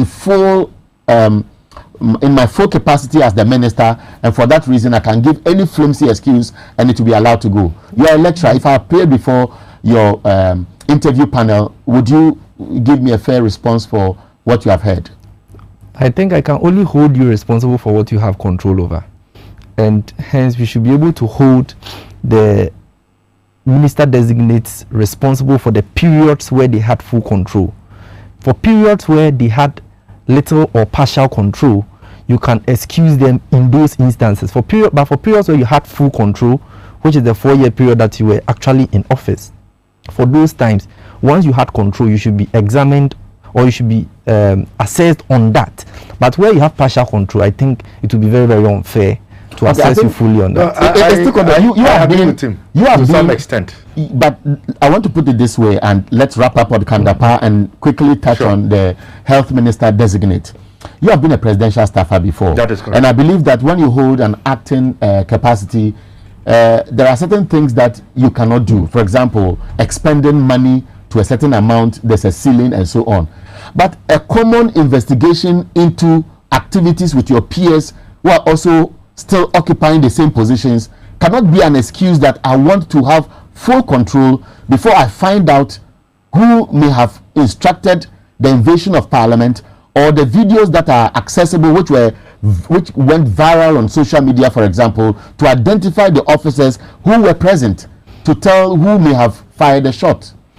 Well, I agree with him to some extent, but you see, the context is different. He is speaking in generic terms, but within this context, these are persons who served before. These are persons, and in particular, the issue of the Minister for National Security designate. He was part of the security architecture, and anyone who knows security matters, you don't just walk away. But he himself alluded to the fact that he was consulting former national security gurus in his work. So that tells you the very sensitive nature of that area. But let's even put the issue of the invasion of parliament aside. What of the other instances? The issue of the electoral violence. Who were those men and women who engaged in those atrocities? The excuse being given that the victims were the provocateurs. Clearly we saw the videos. And not even just that. Remember, there was also a question to do with how effective the president's fight against Galamsey had been. He said it was largely successful. Truly, how could you possibly say? But is it not also possible or right for somebody to say a publicly displayed failure was partially successful? Yes, but this is a minister who has been in office for 4 years, and he has superintended on several issues. And so to single out invasion of parliament, maybe Techiman South or maybe Ablekuma Central or wherever the incident may have happened, to conclude that he's a failure and therefore should not get the nod. Some might say I just mentioned the issue of the colossal failure in the fight against Galamsey. I mean, we know that makes it the situation has not improved. Somebody will say that makes it only 3. I was West Walker. Okay. So there are several examples that we can cite. Okay, but let's still stay here, but maybe to be brief this time. Let me start with you, Desmond. I'm sure we all monitored the health minister before the committee, and many people, even before he went there, were interested in the COVID management. They were interested in projects that government had promised or was supposed to complete and so on. The health ministry is another huge strategic sector of this economy. After all the responses he gave, what are the positives and the negatives you want to take away as far as this conversation is concerned? I think the health minister gave a couple of responses that has caught a lot of people's attention, mainly the one about the 88 district hospitals. And then the management of the COVID situation. I think when COVID struck us last year, everybody didn't know what was going on, even including the World Health Organization, because they kept changing their stance on what the disease was and what it was about and how it should even be managed. And hence, it was not surprising to me that initially we could have expanded on COVID, but not in a quote-unquote judicious way as we would have now, because now we've gone to understand a lot of issues that have gone on. So with respect to the COVID expenditure and the way it was expended, I don't hold him to fault significantly because of the circumstance we are in. I think my greatest challenge was with the appointment of, with the procurement of the services of the testing company at the airport. At the airport. Yes, because with that, I just couldn't understand why the entity that wasn't so licensed was actually appointed, because I could understand that it was an emergency and hence they could have used single sourcing to procure it, and I could understand that they would then have to procure from an entity that they already know that actually provides a service as such, and that wouldn't have been a problem because such instances have been provided for in the Procurement Act. But for us to actually procure from an entity that wasn't there, unless we have enough justification that the service they are providing cannot be provided by any other entity that is so available in the country, then I think there is something a little problematic in that particular instance. But with the case of the hospitals, I know the NDC is just holding them to ransom, because the NDC knows very well that the cost of building those 88 hospitals is colossal, and there is no way the building of those hospitals will start without passing through Parliament, even if they are built under the case of emergency through a portion of the COVID relief whatsoever.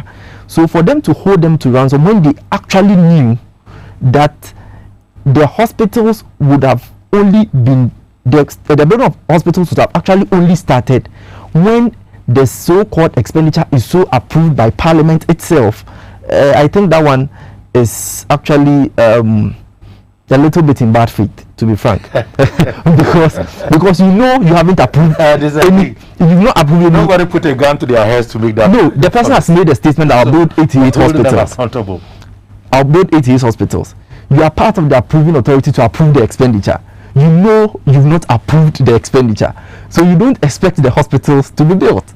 That's my simple understanding of the issue, because I don't think the government could raise, because one district hospital should cost you about $32 million, and you are talking about 88 of them running into billions of dollars, and I don't think so. I think they should have expected it in the next budget, and then we can now make a decision. Okay, we need 32 million to build one.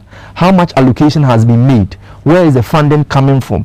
And then that will be a fair discussion to her. So if the minister says that it was the vision of the president and they were left to implement it, I think it was in good faith because the president had made a vision. It is his vision that he built 88 hospitals. Fair enough. So I remember during the elections, yes, it became a topical issue and there was a lot of debate.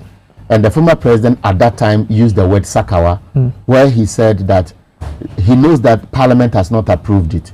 And so wherever they went, cutting sorts to make it look like they are about to execute the project, they were just misleading the people. Now, if at that time the response didn't acknowledge what was being said to counter the actions that were taking place to, I'm using it for the purpose of this conversation, to mislead the people that we are starting the project when there is no money for it.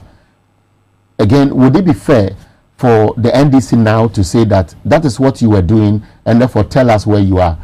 Okay, I think that for politicians in the political mood, a lot of things are possible. And you are saying it's allowed? Yes, for politicians in the political mood, a lot of things are possible. So it is not uncommon for project to be commissioned when funding hasn't been secured. And I don't think this will be the first one in Ghana. So for that, I will just take it as part of the political tricks. Yes, part of the that word. Oh, I don't think tricks will be a good word to use. I think it's just part of the political process. So for that, you can spare them. But for those of us who actually know what the process is and how it should actually be carried out, I don't think we ourselves knew that that promise was supposed to have actually featured in the next budget, unless two things: we're actually doing it out of a contingency program, or it was actually maybe an out of budget expenditure we're doing with another agency or another source of funding, which we know in the circumstance wasn't available because it was COVID. Everybody was tight, so your donors aren't supporting you anymore, grants aren't coming anymore because everybody is trying to fix him or herself. So we knew that it was going to happen, as we know now. Yes. Okay, so Desmond Abuaje is a lecturer in accounting at the University of Professional Studies here in Accra. Dr. Clement Apak is the MP for Burusa South. Doc, I think he makes some interesting submissions, but what I also know is that such projects, it's difficult to finish them under a year. And the processes always start from somewhere. You look for land, and even land acquisition processes will involve a lot of negotiations and so on. It happened to the NDC when you had to build 200 community day schools. You couldn't have finished all of them within a year. And of course, even at the time NDC was leaving office, there were areas where you had still not acquired land, and so the project couldn't start. And so to be hard on MPP over 88 districts, as we saw yesterday, and in Desmond's own submission, it's not fair. Well, I disagree with you. We were punished for that. You see, elections have consequences. Pronouncements must be scrutinized. Pledges must be fulfilled. If you know that you can't do it, don't say you are going to do it.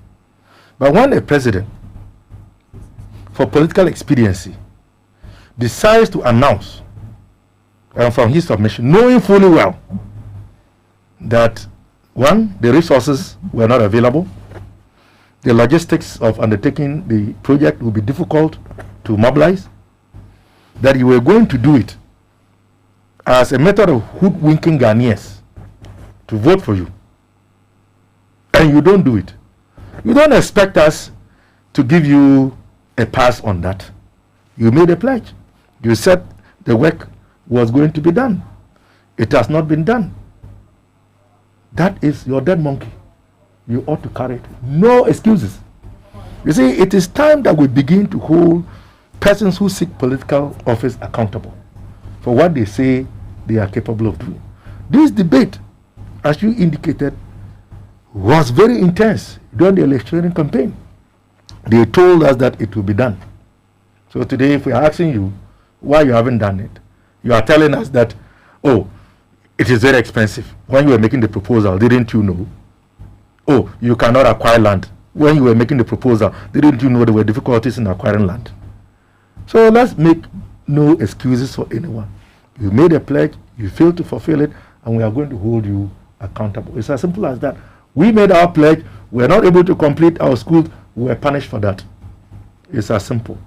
But in any case, when the minister was asked by my colleague, the Honorable Eric Opoku, to indicate if under his previous tenure, the MPP government,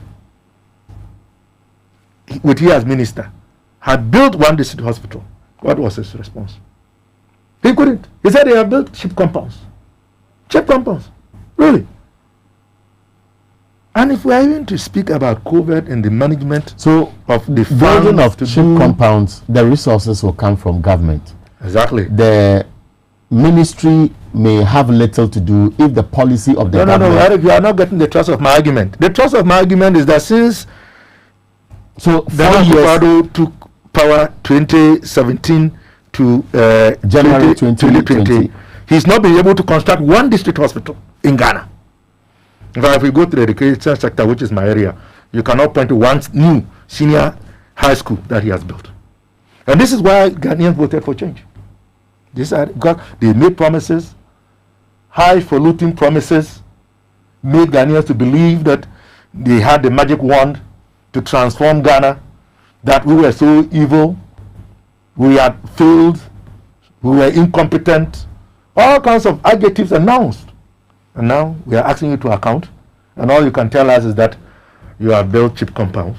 In fact, when we were in government, just by a voluntary contribution of 10% of our salaries as government appointees, we built more cheap compounds than they did in 4 years. But the MPP person might say, yes, that is your assessment, but Ghanaians have brought them back. But if the hospitals are there, we will see.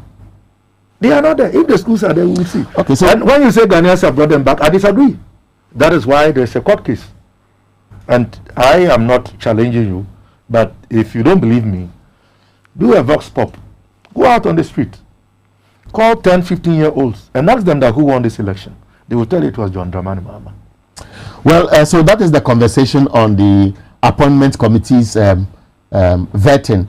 Today, the Minister Designate for Defense, Dominic Nitiwul, will be before the committee, and Dr. Yao Edichum, who is the Minister Designate, an elevation to the Education Ministry, would also be facing the committee. Lots of exciting engagement will take place, and I'm sure if you monitor, you can join us tomorrow to have this conversation. I have a few text messages. I told you send them to 0556 999 999, and you know, just at the tail end of this program, Abena will join us and share with you what you are sending to that platform. But while the conversation is ongoing, a few of you have known 020-866-7000, and therefore let me just read a few of the text messages that are in, and then we continue our conversation on the Supreme Court.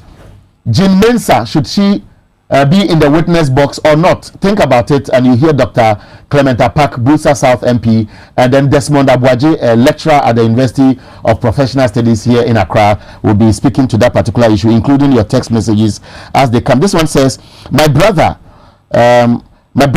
you don't pick my call. Okay, this one is fighting me because I don't pick calls, but obviously it cannot happen on this program. Your message is simple. I should read it. And what you have said is that, please, I'm watching you live, and I like the conversation by the two panelists. They should keep it up. We will disagree, but we know the truth in Ghana.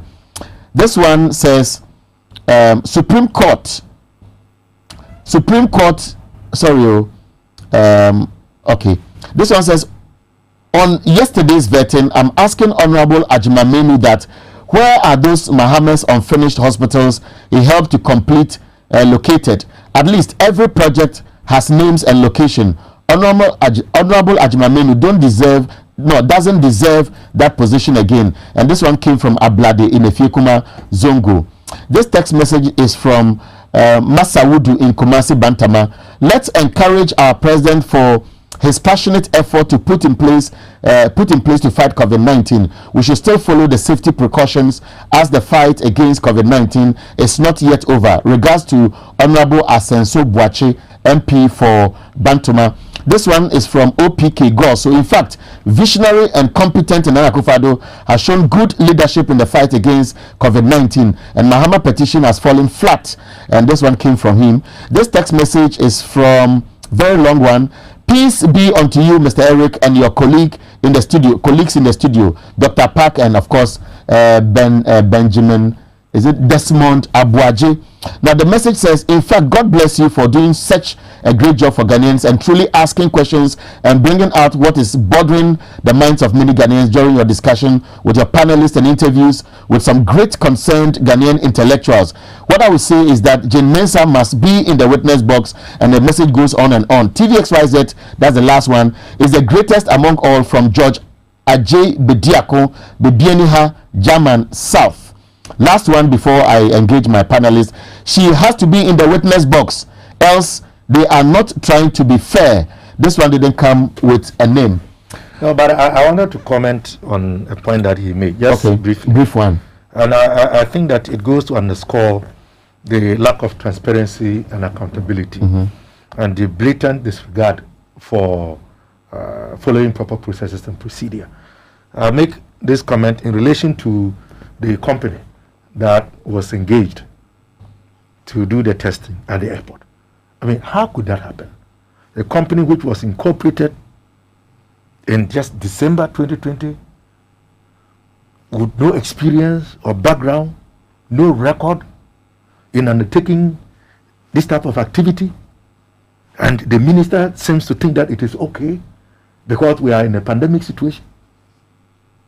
I mean, and that is only one example. When I speak, you'll probably say it's because I'm a politician and because I'm an opponent. But this has been the nature and conduct of the NPP. What do you expect? We can give several examples of companies being incorporated in less than 30 days, being awarded juicy and fat contracts. This is it. Chop up. Siphoning public resources for private gain. And that is the classic definition of corruption.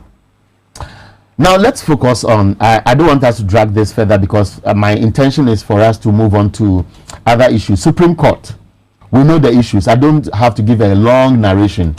I don't know where to start with, but should I go here or there? Dr. Park, first of all, you have monitored it. I know where your interest is. Yes, naturally. And I believe that the Supreme Court will give a decision, make a decision today. Well, I clearly don't have the locus to tell the court what to do. But I'm a Ghanaian citizen, and the Constitution gives me certain rights and imposes certain obligations on me. So too does the Constitution provide for the setting up of certain constitutional bodies and creatures. The Electoral Commission. Its role is clearly defined. The role of the Electoral Commissioner is clearly defined. The returning officer for a presidential election. This has happened. There have been questions about how the said person who was put in charge concluded that Akufo-Addo had won. We are in court challenging the figures based on what the Electoral Commissioner herself has put in the public domain. And we have made the case that they don't add up. None of the two candidates got the required 50% plus one. We have raised matters to do with the multiplicity of figures, and as we truly have said, as we speak, nobody can say authentically that these are the valid votes obtained by candidate A or B.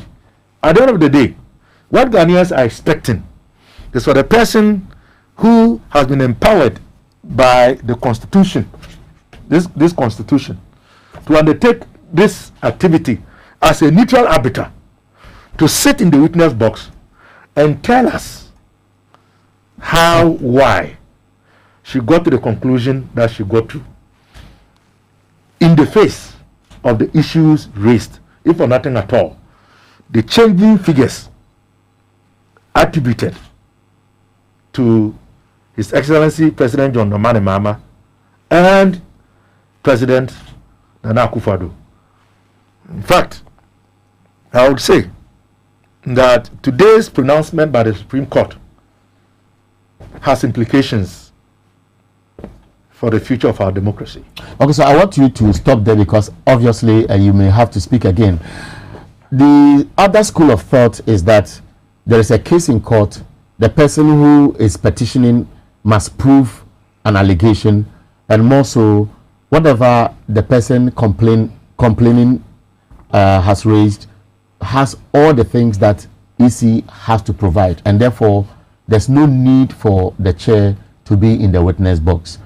What is your reaction to some of these claims?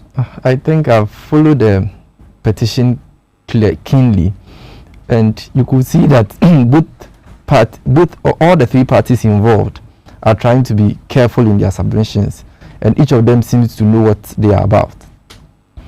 Except that in this particular instance, the NDC have sent a petition. They are trying to make a case.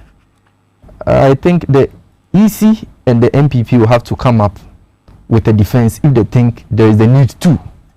But once they think they don't have to defend the allegations because they think it lacks substance, I don't think we can force them to, in my mind.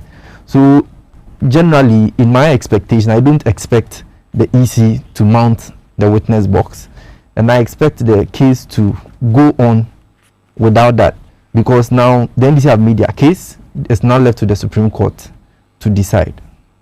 So that's your take on it. Yeah. Okay, it sounds very interesting. Yesterday, I listened to Nana Obiri-Boahene, who is a Deputy General Secretary of the NPP and also a known lawyer, and his submission was that, look, if John Mahama is the petitioner, he should enter the witness box. If he does, Jean Mensah will go. The MPP, which is against EC chair going to face the cross-examination, has, however, made a proposal that whichever way it is, should the Supreme Court rule that Jean Mensah must be in the box just for the purpose of protecting the integrity of the commission, they are willing to put McMenu there. How do you react to the two comments I've just referred to? I think the posture of the EC and the defending party, I put the defending in the case as we have it, in 2013 on the 2012 election, and this one is not the same, because once the EC's posture is, once I'm defending, I have to more like collaborate with who I'm defending with to defend the case and defend it properly, and it is not uncommon for the two parties in this instance to take that particular posture. Generally, you expect it to be so because they are both defending the same interest. Because I did my work, you think my work wasn't properly done, and the beneficiary of my work will have to actually, in a way, corroborate what you have put out. Exactly, so that we don't end up singing different songs. So generally, I didn't expect anything different from that particular position. Okay, Doc. Yes. You belong to the NDC, and I'm sure your interest may be higher than the young lecturer with us here. I've seen a few videos that have been trending. One that went viral is when a lawyer seemed to have been telling somebody that you don't have to argue a case out with EC's figures and so on. And one issue that has also been trending has to do with whether it is necessary for the EC to bring out its records for NDC to compare, because Chachichikata in his submission to the court said they have all the documents, and what they want to do is, because EC has presented different figures, they want EC to bring its figures so that they can compare, because they, NDC, believe that the figures or the pink sheets they have are authentic. How significant are these? Well, these are two very key issues that we cannot ignore. I mean, you are right. I have a vested interest in the outcome of this process. As a citizen, as a member of the NDC, who believes that my candidate clearly has a legitimate case, and as somebody who believes in the rule of law and democracy and accountability by persons who are paid by the taxpayers' money to do what is right as per the offices that they occupy. Now, with regards to the trending video, I think it is very revealing. It clearly shows some level of trepidation about how difficult it would be in scrutinizing this matter on the basis of the results the multiple results that are now in the public domain churned out by the same one entity, which has never happened in the history of our fourth republic. I mean, in the first, second, and third republics, I was young. I was not involved in governance. But as a student of history, I don't know of any instance in the history of this country where a declaration has been made, and results have been altered on more than one occasion. This is the first time that is happening. With regards to the request by the, lead counsel of the petitioner, by far the best lawyer I have known in my adult lifetime, to ask for the EC to allow his side to compare notes, documents, and to compare. It's a very legitimate request to make, because the EC is seized with the powers and is responsible for conducting and everything to do about the election. The rest of us are participating, but the EC is housing the process. So if I have a document as somebody in the periphery and you are the core, and I want to compare my document with what you have to authenticate as to whether mine is a true copy of what you have. If you have nothing to hide, why would you have a problem with that? But you see, if you look at the arguments made with regards to this attempt, as some analysts are proposing, to either shield the electoral commissioner or her refusal to account for her stewardship, it is legitimate. Well, why would you not want to account for the work that you have done? Is it too much to say that you have reached this conclusion? We disagree. Come and explain, justify. Let us understand how you could reach this conclusion in spite of all of these other issues that we have raised. And you are refusing to enter the witness box? Let's leave that to the court, and they are obviously going to decide by close of day today. We're taking a short break. When we come back, we'll look at COVID. We understand government is ordering 355,000 doses of vaccine to take care of 20 million people, but more people are getting infected. We'll tell you more about that after this short break.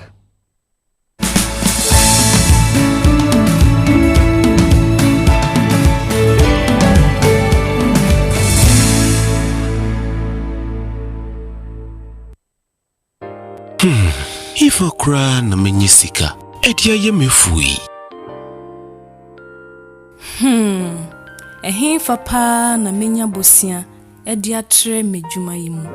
Kai kra mabre, miye bosia ato taxi fufu. Suhum Rural Bank. Suhum Rural Bank.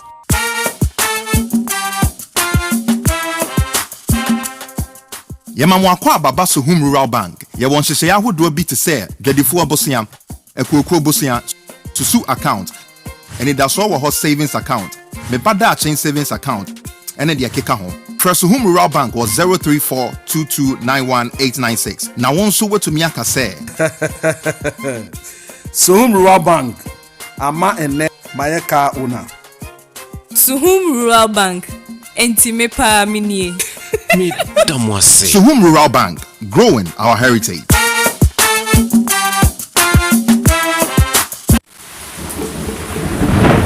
Peace of mind is very essential in your journey to success. For Akwesi Papa, peace of mind means having a proper covering over his family. Literally. For Araba, aka Injection Mama, it's about having the funds to complete her advanced nursing course. And as for Corporal Odami, it's as simple as reporting on time for his shifts. Sometimes all you need is a simple push. At Needs Microfinance, we have tailor-made loan packages for salaried workers under the Controller General's Department. With the low interest rate and quick wahala-free process, you are guaranteed of a timely solution to get back that peace of mind, literally in 30 minutes.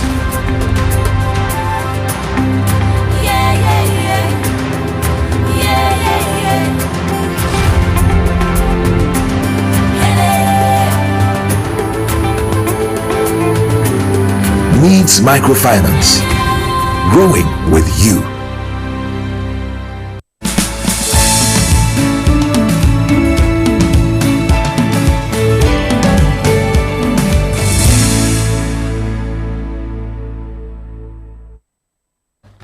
Welcome back. This is the morning update, the newspaper review segment. Send us your text. I told you 0556 999 999. I'm sure in 10 minutes Abna will join us to read what you have sent. So don't be worried, they are with us and they will obviously be read. I'm here with Dr. Clementa Park, who is the MP for Builsa South, and Desmond Abuaji is a lecturer in accounting, is it? At the University of Professional Studies, Accra here. And then the Chronicle on its front page says, how woman in labor escaped death. Ghana is stable, no fears. Daily Graphic, government orders 355,000 doses of vaccines. Minister Designate of Health discloses at Vetin. Daily Ghanaian Times has it differently. Distribution of COVID-19 vaccines. Ghana procures 355,000 doses to immunize 20 million people. And then farmer makers call for government support to produce COVID-19 vaccines locally. We are talking about COVID. We know the story. The latest is that more people are getting infected, more people are dying, and there is some debate already whether schools must be closed or those at the kindergarten up to lower primary level should be asked to go home because MPs have gone home. So why keep students at school when they are getting infected? So many controversies. Let me start with you, Desmond. You are a lecturer. You stay with students. What is the mood on campuses? Do you think students would wish to stay at home, or they think protocols are still good to go and lectures must continue?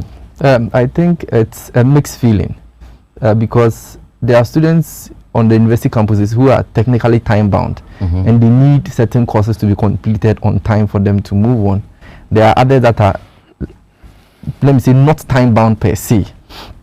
Generally, I think the main push trend has been that because younger people don't tend to fall sick with the earlier strain of the virus, we all believed by general global consensus that schools should open because students had been home for a very long time, and it had significant dire consequences for progression of people out of school, which will then have implication for the world of work, because human resource, because if we don't have people graduating for 2 years, then you should know that we are going to have a gap and all that.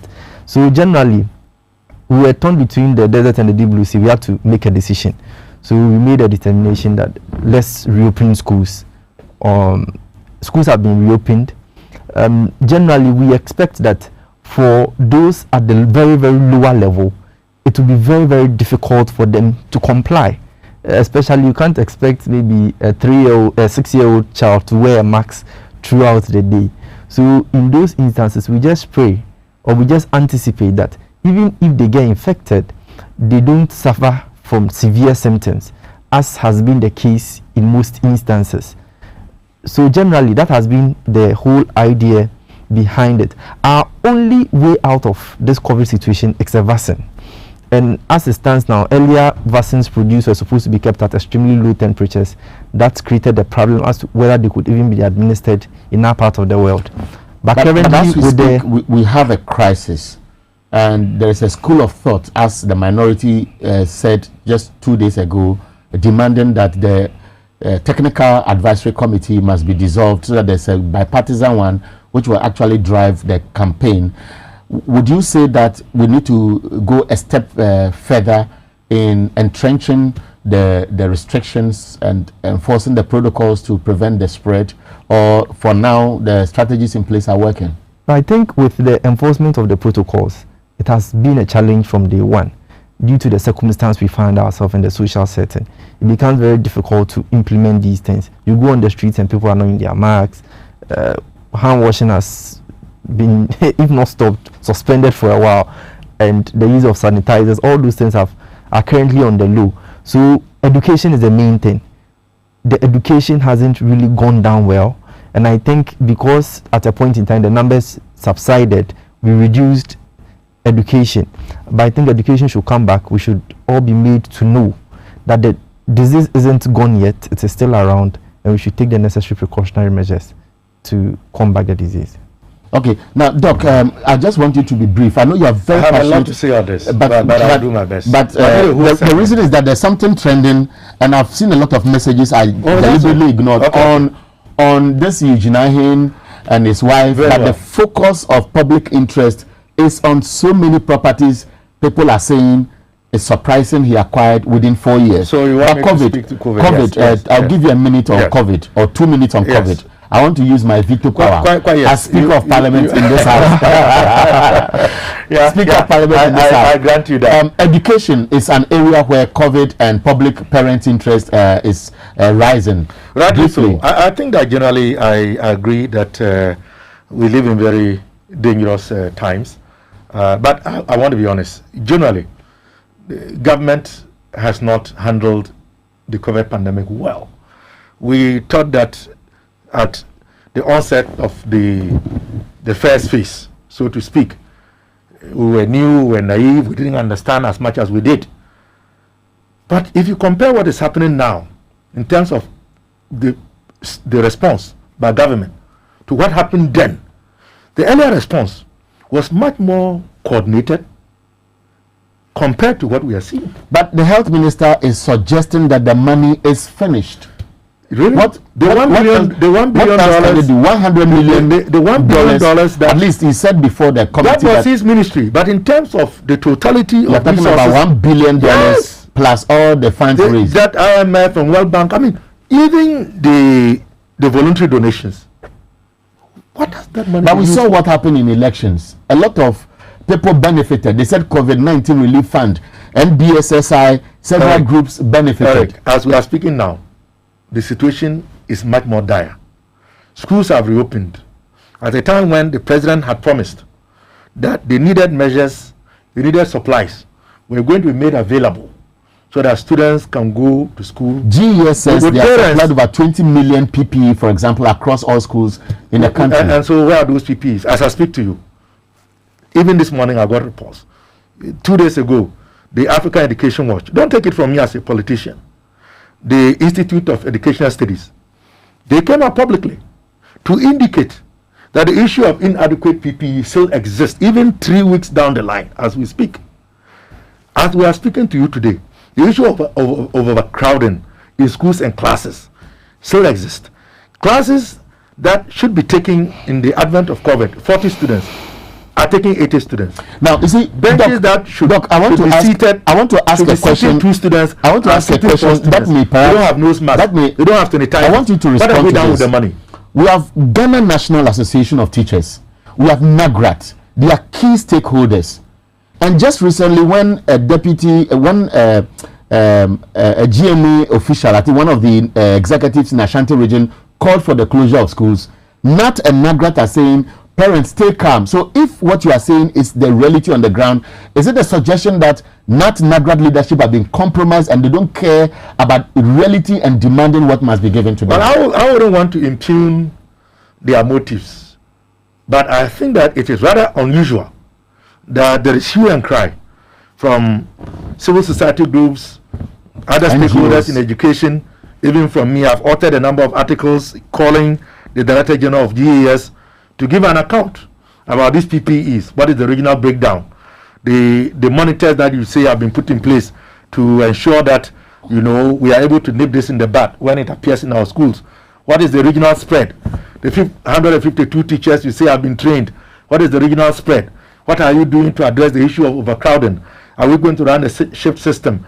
If we are to do so, are we going to reward teachers for extra work? All of this is tall order. And yet the teacher unions seem to be silent. But you see, we are getting reports. Heads of institutions want to talk, but the fear of being sanctioned, the fear of being reprimanded is keeping a lot of them from speaking. Okay, so sooner or later, you know what? Sooner or later, there's something hits the fan. We would all hear this. Okay, Doc. Now, this is one of the posts, and I made reference to Eugene Ahin, the divorce, and issues about properties.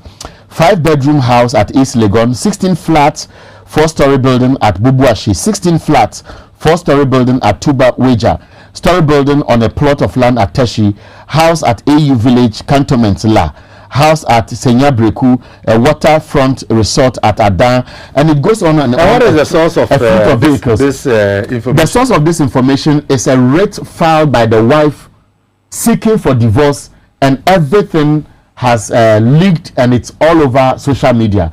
I have seen it, and it looks like if you go to social media, it is what is trending. The concern is about, is it possible all these were acquired within 4 years? These are the issues at stake, and it calls for beyond just the rhetorics or the complaints, the need for perhaps people beyond MPs or ministerial appointees or the people who go to offices like the EC or the judiciary who may be declaring assets, so that we can really tell whether it is his or properties acquired through dubious means. Well, first of all, the issue of asset declaration for public officials is one that has continued to occupy our attention. Some have argued that the way it is structured now makes it difficult for public accountability. Some have argued that when these things are done, like happens in other democracies, they should be published so that they can be public scrutiny. That is a debate that we can have. But if indeed this is true, it is true. The director of communications here in acting capacity has a public record. And if it's indeed that it is his spouse who has brought this writ against him and has chronicled all of these properties, it raises a lot of questions. The use of entrusted power for personal gain, which is what we say corruption is. But it is a case. So I don't want to pass judgment. But you see, these are some of the reasons why many felt that the office of the special prosecutor was necessary. But then again, we all saw the circumstances and the conditions under which the man that we all believed, including the current president, could do this job and had to leave. But this is worthy of a serious proof if it turns out to be true. And legal issue aside. Okay, I know because of where you work, you want to be very careful commenting on this. Just briefly, before we wrap up, maybe 30 seconds and then we can wrap up. On this issue. I think this is, I've not seen what has been put out, and then I've not read it, so I cannot say. But all we just say is that once these things come up, I think the journalists should take time, go into it, and then they can actually give us the necessary information that we need to actually make a determination. So Desmond Abuaji is a lecturer at the University of Professional Studies here in Accra, and Dr. Clement Park is the MP for Busa South. They are leaving us, but Abena will join us to read the messages you sent to 0556 999 999. Abena will join us after this break.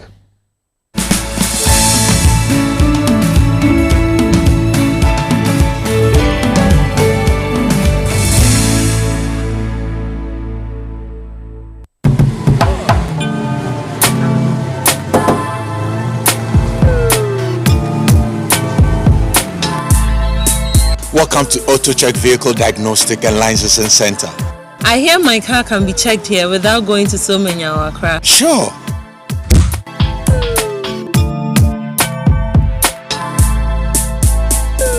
Check, auto checks, check, auto checks, check.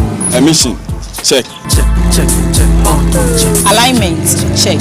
Auto checks, auto checks. Brakes, check. Visit AutoChecks at Koforodia Aquadum Road for the roadworthiness of your vehicle, from saloon cars to heavy-duty industrial vehicles. Madam, your car is now ready for the road. Thank you so much. Auto checks. Auto checks. Check. AutoChecks, your safety, our priority. Check. Auto checks.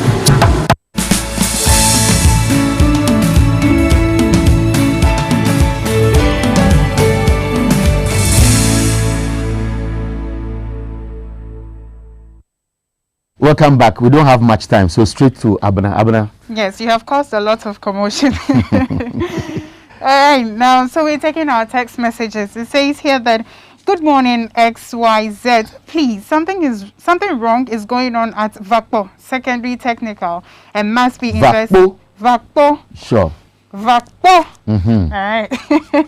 Secondary Technical, and must be investigated. People with COVID are being locked up together with people with asthma, and you don't even have the right to call your parents to. Why? This is from a concerned parent. Now also another text message is saying here, good morning, Mr. Ahiano. I think both Health Minister and National Security Minister were not on point.